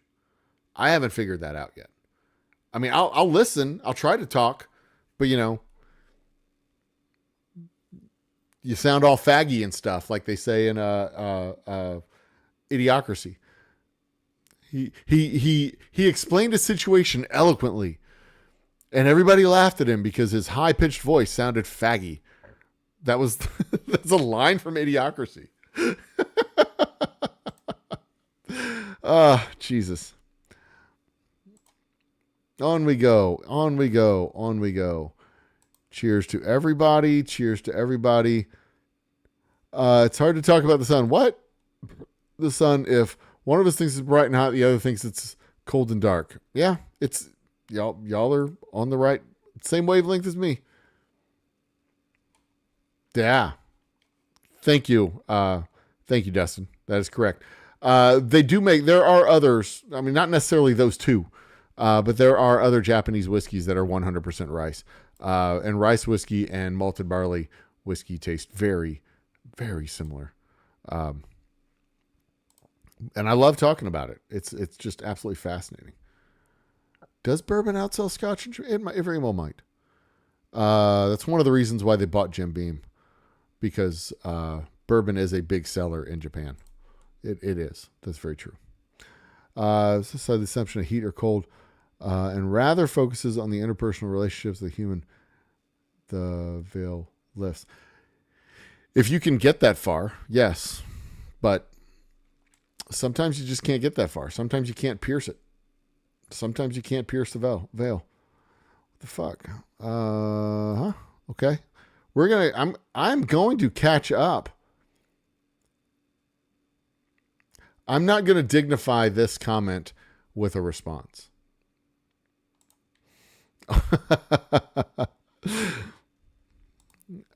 So there you go. Hey, am I going to catch up with all the hellos and back and forths? Is that going to get me caught up?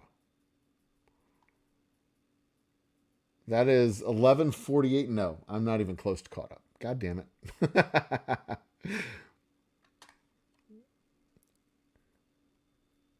I've been saying Commander Lou. It's Commandante Lou. Okay. I've been reading it wrong. Anyway, on we go. I'm referring to a live stream that he was on, and I was in chat. One of the panelists went all flat earth, and he did go flat earth before I came on, and I politely did not address it at all. Jesus. That fucking nonsense just gets me going. Sure, we could talk about our friends and family, but at some point, we can't even necessarily talk about it with friends and family. There are friendships and family relationships that they just avoid the topic. You just can't. It's too sensitive. They know their beliefs are shitty, and they just avoid it. They avoid talking about it. It's a real thing. Hey, I got to the point where video and audio was good. There was something with my computer wasn't steady. I knew a girl named Nikki that didn't know why the Civil War took place. A girl named Nikki. Okay. True things. Cheers, brother. Good evening. On we go. And that, by the way, that's the intention of this happy hour, is because we used to be able to sit at a table and talk about this shit. And my whole philosophy has always been have a long table, lots of whiskey, nothing is off limits. Politics, religion, sex, baseball, football, bring it on. Let's talk about it. I know those things are supposed to be like third rails. You're supposed to avoid them at all costs. I don't have any problem with it. I don't have any problem. Mostly because I am of the opinion that this is going to sound arrogant, but I want to, if I'm wrong, I want to be able to talk it out and figure out what's going on. Like if there's a cognitive dissonance going on with what it is that I'm, you can slide over that when you don't say it out loud. And, you can say this thing is true over here and this thing is true over here. But when you put them together, they contradict each other out. You've got to work that out. And you can work that out when you talk to people about that. But if you never talk about it, you never work that out. And there are some things where this is, you can hold this thing to be true and this thing to be true. And you know that they're incompatible, but that's fine because, like religion.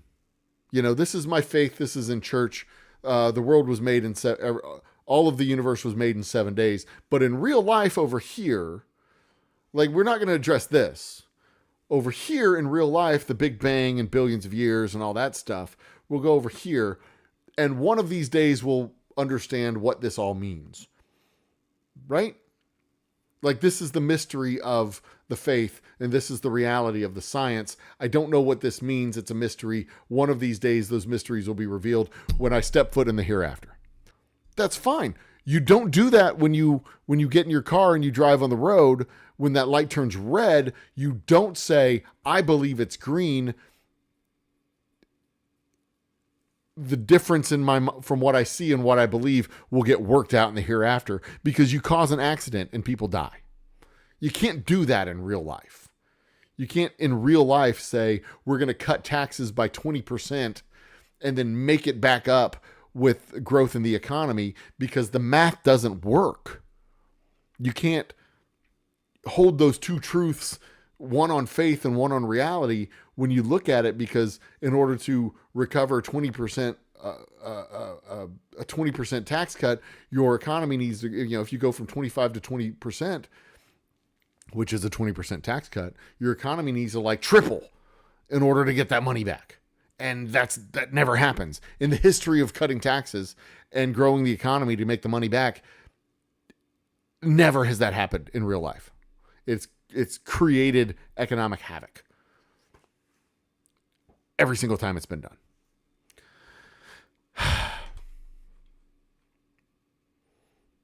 Oh, night, women of whiskeys. Good night. You're an hour ago. Good night. So talking things out is good. You should talk these things out so that when you're talking to your friend and you say, I can't believe they exonerated, or they told Kyle Rittenhouse they said he was not guilty. They ruled that he was not guilty. And your partner, your comrade, your friend says, well, he wasn't. He didn't do anything wrong. All he did was shoot a pedophile. And you're like, well, he wasn't. That's not, by the way, a real conversation that I've had. And you're just stunned because it takes you a second to process what the dude said. It's okay to shoot somebody as long as they were a pedophile. As long as you find out after the fact that he was a pedophile, it's okay to shoot him, kill him, dead. Because, you show up, you cause a fight, and then you shoot a guy, And then after the fact, you find out he's a pedophile, so you should be let off? The law doesn't apply to you anymore? Really? This is what you think? This is how it should be? So it should be okay for me to take my gun and go down the street and shoot a guy as long as I find out after the fact that he's a pedophile. How does that make sense? And we talked it out for like 30 minutes, give or take. Poured a couple of drinks, talked it out. And I think he kind of came to his senses. But then, I see him several months later talking about how, Cal Rittenhouse, national hero. I can't wait to go see him talk. I'm like, oh, Jesus Christ. Okay, so it didn't take the first time. But whatever. You should at least be willing to talk it out and be able to have vibrant discussions with people without the fear of ripping apart a friendship. You should or losing your dignity or their dignity in your eyes or your dignity in their eyes. Whoops. Your rice is ready. You should be able to communicate. This is part of being people, is actually communicating and bearing your soul to them and having vibrant and rollicking conversations with people. I need to not monologue quite so long. Let's move on. Let's keep going. Chop, chop, chop. Women of Whiskeys is going to bed. Good night, good night, good night. Transformers or Robotech or G.I. Joe. I watched all three. I owned all three. I had one of the Robotech jets. I had Transformers toys. I didn't really watch a lot of the cartoons. I watched Robotech cartoons. I was a moderate fan of the Transformers cartoons, and I watched G.I. Joe's a little bit. But I didn't watch any of the cartoons religiously. I didn't watch a lot of them, but I really did enjoy the Robotech cartoons. I really did enjoy those. Those were cool. So, yeah, all three is the answer. And action figures, toys of all three.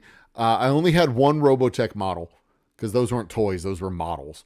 But I had a bunch of the Transformer and G.I. Joe toys, action figures. Yeah, and I believe, I think I've got a Transformer tucked away in one of these boxes I've got a Transformer on one of my shelves somewhere around here. I was more of a Legos guy, to be quite honest. But yeah, I had Transformers. I had G.I. Joes. Probably more Transformers than G.I. Joes.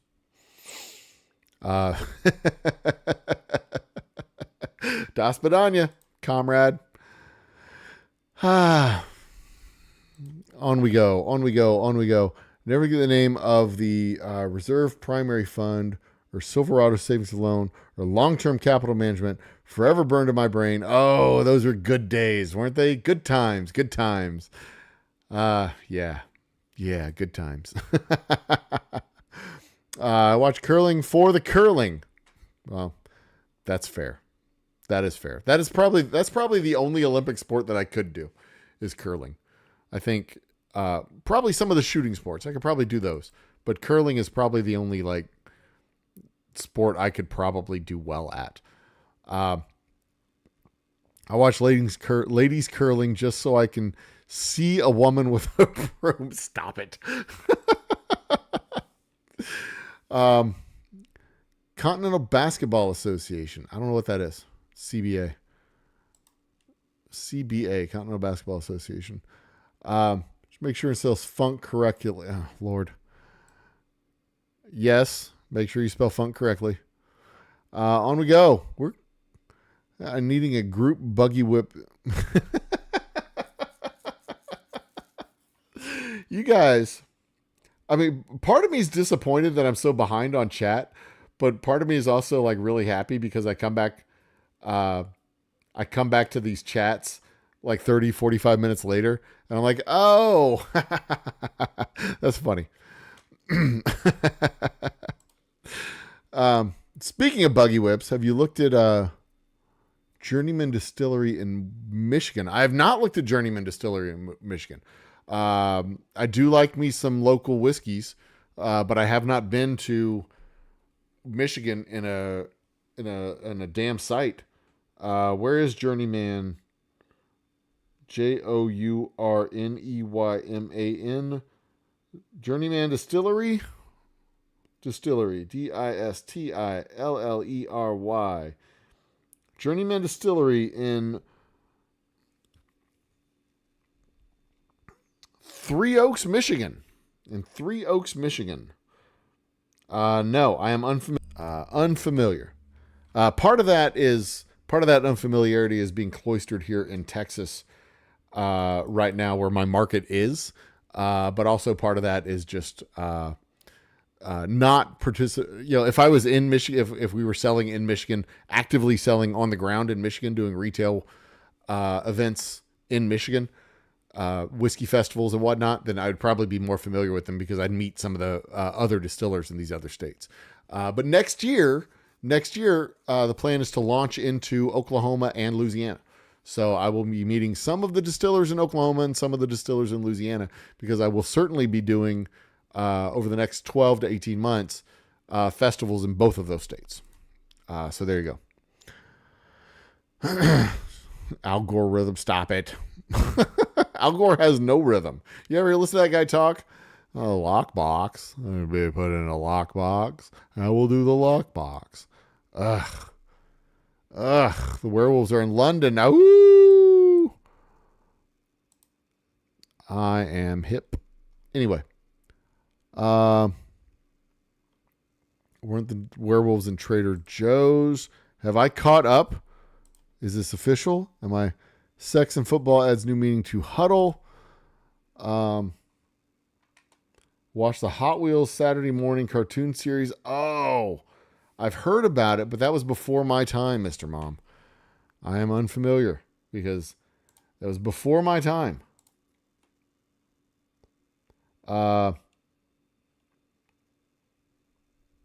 Sorry. All right. I need to make sure that our chat is caught up. Journeyman Distillery is an old buggy whip manufacturing facility.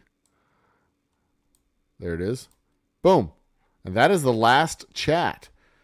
Old buggy whip, an old buggy manufacturing facility. One of their whiskeys is Corsets, Whips, and Whiskey. Ooh. I wonder if they sell online. Because I've wanted to do... You have reached the end of chat. You have reached the end of your broadcast day. I wonder if they sell online, because I still want to do this show that I concepted out, but I kind of set down because I didn't have a lot of budget for it. I want to do this show where we do 50 states of whiskey, the United States of whiskey, where I go to each one of the states, order a bottle of whiskey from their website, have it delivered to my house, do a tasting of the whiskey, sample it, taste it, talk about the whiskey, talk about the distillery, do all the stuff. I think that'd be cool. I think that'd be really cool. Yeah. We'll see. We'll get there.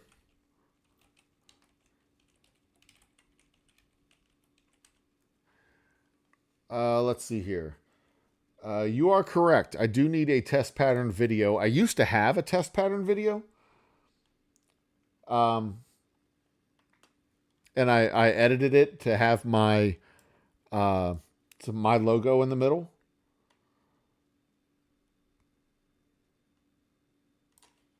There we go. But I lost it when that's the one. What is my resolution right now? What am I going out at? We're going to do a test pattern.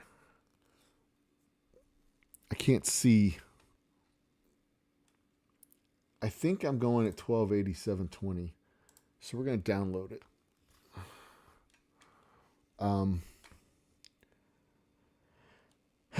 General stream appearance output. That one? No. Audio? No. Video. Yeah, there it is. Okay.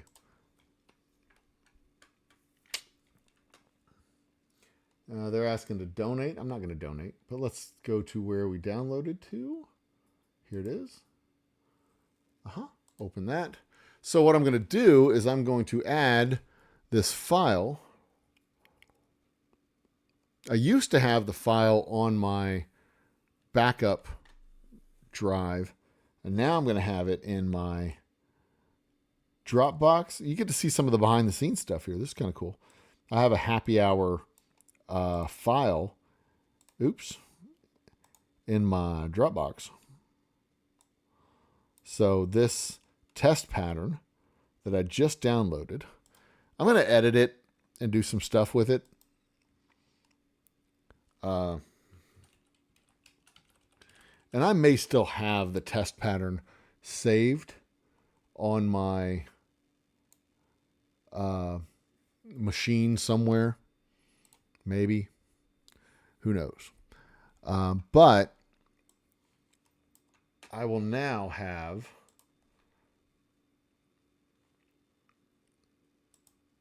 I'm opening up a bunch of files over here, so it's confusing.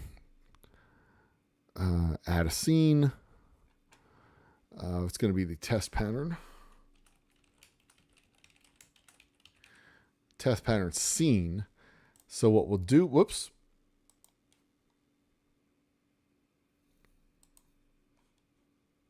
There we go. Sorry about that. So what we'll do is have a source here, and we will add a media file, which will be called test pattern. And the media file will be this one I just downloaded, which is over here.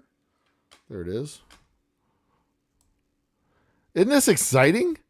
Like, y'all get to see me do tech work behind the scenes at 2 in the morning. I'm going to loop it. That'll be cool. Yeah. And then in the middle of it, we'll also add my logo. Is that what I'm looking for? Yeah. Boop. We'll put that in the middle, like right smack in the middle. We're going to do the transformation where this is centered to screen. Yeah. So if this worked, what'll happen is I'll cut and we'll have a test. Don't go anywhere. I'll be right back. Yeah. That's pretty fucking dope. I'm happy with that. Okay. I'm happy with that. That's how we'll end the show. Okay.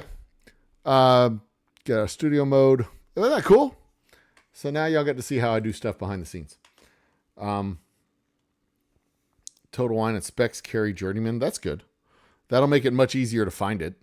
But I like the idea of going to the website, like for the show, going to the website and ordering it and having it come to me that way.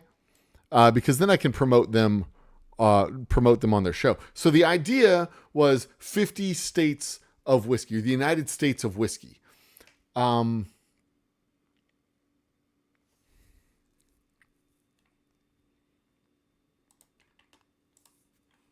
on a second. I may be able to find it if it'll go to the website where I do my graphics editing. And then I'll share this screen over here if I can find it.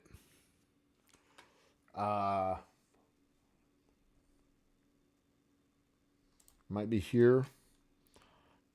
Unsorted. I'm looking. Here, let me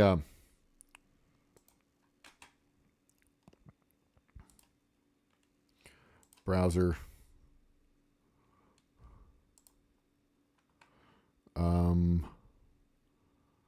What?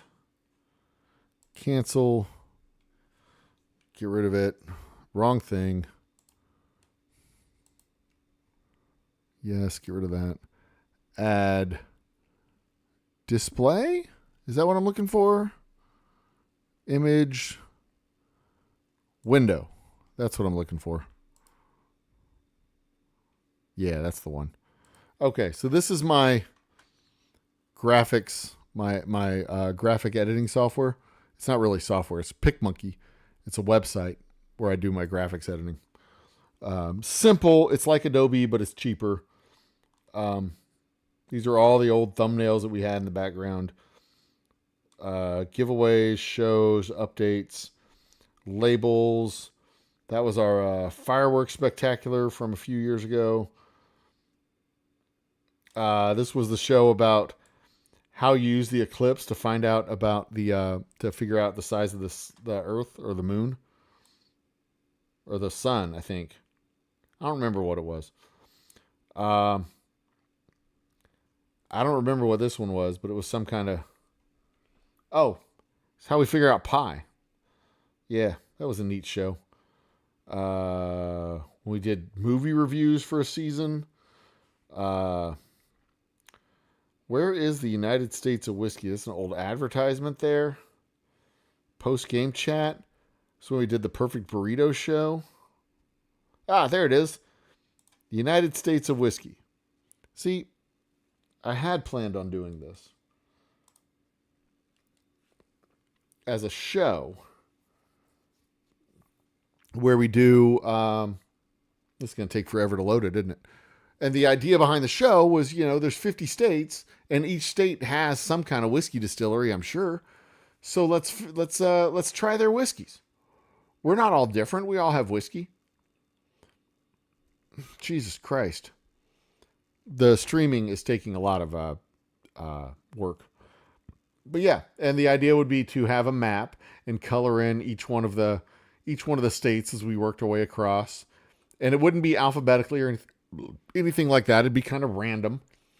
But yeah, that was the idea, and it's still the idea. I'm sticking with it. I don't think we need to have it deleted. We just need to get rid of it. All right. There's only 4 of us left, so I'm going to wrap it up. It is 1:30. I've got a long drive ahead of me tomorrow after I get off work. Do we have other funding? Did I miss a... Oh, no, I didn't miss a chat. Okay. But let's get back to the Twidget. Let's get to the end of chat, and then we will be at the end of our broadcast day. You've reached the end of chat.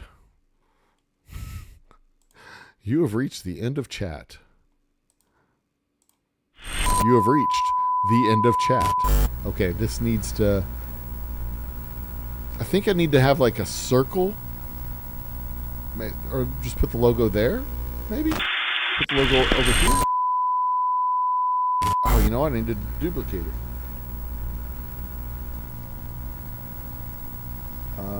Copy.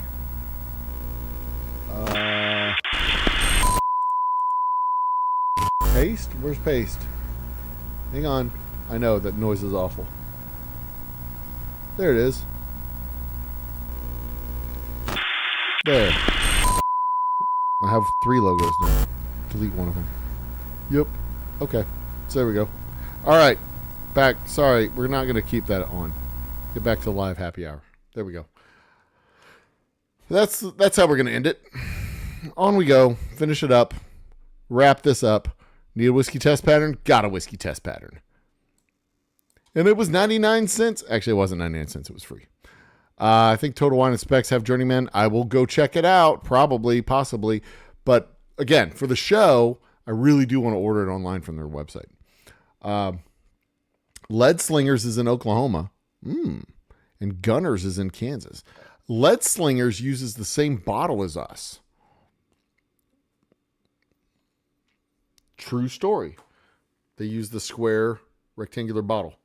Or rectangular prismatic. Anyway. Good night everyone. It's been fun. Thank you, Mr. Mom, for tuning in. It has been fun. I thoroughly enjoyed your input and hanging out with us. I appreciate it. Thank you very much. Night Paul, you are good to go. I am good to go. Let's wrap it up all together, shall we? Am I going to Lawton? I am going to Lawton. Yes, I am. Tomorrow night, I leave for Twidget is not... there it is. Am I going to Lawton? I leave tomorrow night after I shut down the shop. I am leaving for Lawton.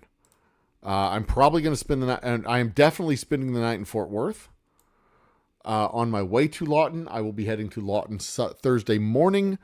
And I will be in Lawton at about 10 o'clock.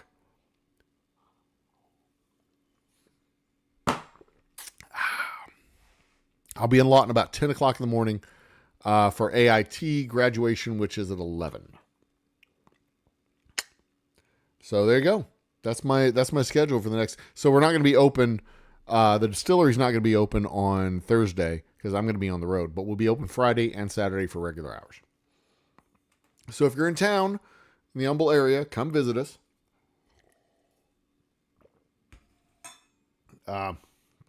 If you're not in the Humble area, if you're not in town, then it doesn't make any difference. So there you go. Piss off. Look for Arbuckle Mountain Fried Pies. They don't have mountains in Oklahoma. Arbuckle Mountain Fried Pies. There's no mountains in Oklahoma. I believe the highest point in Oklahoma is 85 feet. Actually, I think it's 500. 500 feet is the highest peak, and that is Black Mesa, if I am correct. And it is in the eastern part or the western part of the state. And we have been to that point, Black Mesa in the western part of the state, which is presumably I believe the highest point in Oklahoma. Okay. So there you go. Kids, it's late. I'm tired. It's time to go to bed. This has been fun. I appreciate the give and take, the back and forth. Big thanks to the Women of Whiskeys for the super chat. Big thanks to Mr. Jiggs and everyone else who has supported our channel and supported our channel. Thanks to all of our sponsors, Sit and Sleep, and whatever that mystery meal thing was where they fucking were cooking the Brussels sprouts, which are awful and disgusting, but hey, they're good people all the same. And of course, a big thanks to the Old Humble Distilling Company, the ultimate sponsor of our channel and everything that I do, because I own the company and I work for the company. I am a distiller with a YouTube channel, not a YouTuber with a distillery. So by all means, I appreciate the support for the channel, but I absolutely super duper 100% appreciate the support for the distillery. Go to oldhumbledistilling.com, order your whiskey from oldhumbledistilling.com. Order it today. It'll be shipped to your house. Shipping is between $15 and $20. Use the coupon code MAKEIT2, the numeral 2, in order to get free shipping on any 2 bottles of whiskey that you order. Cheers, ladies and gentlemen. I guess I got just a little bit of whiskey left in the bottle, so we'll finish it off. Cheers, lady. Cheers to you fine folks, ladies and gentlemen, brothers and sisters, children of all ages. Continue to be awesome to each other. Don't lose hope. Don't ever lose hope. Continue to be awesome to each other. Continue to be decent to each other. And never, ever apologize for being decent. And remember, life is too short for bad whiskey and too long to do nothing about it. Cheers and good night.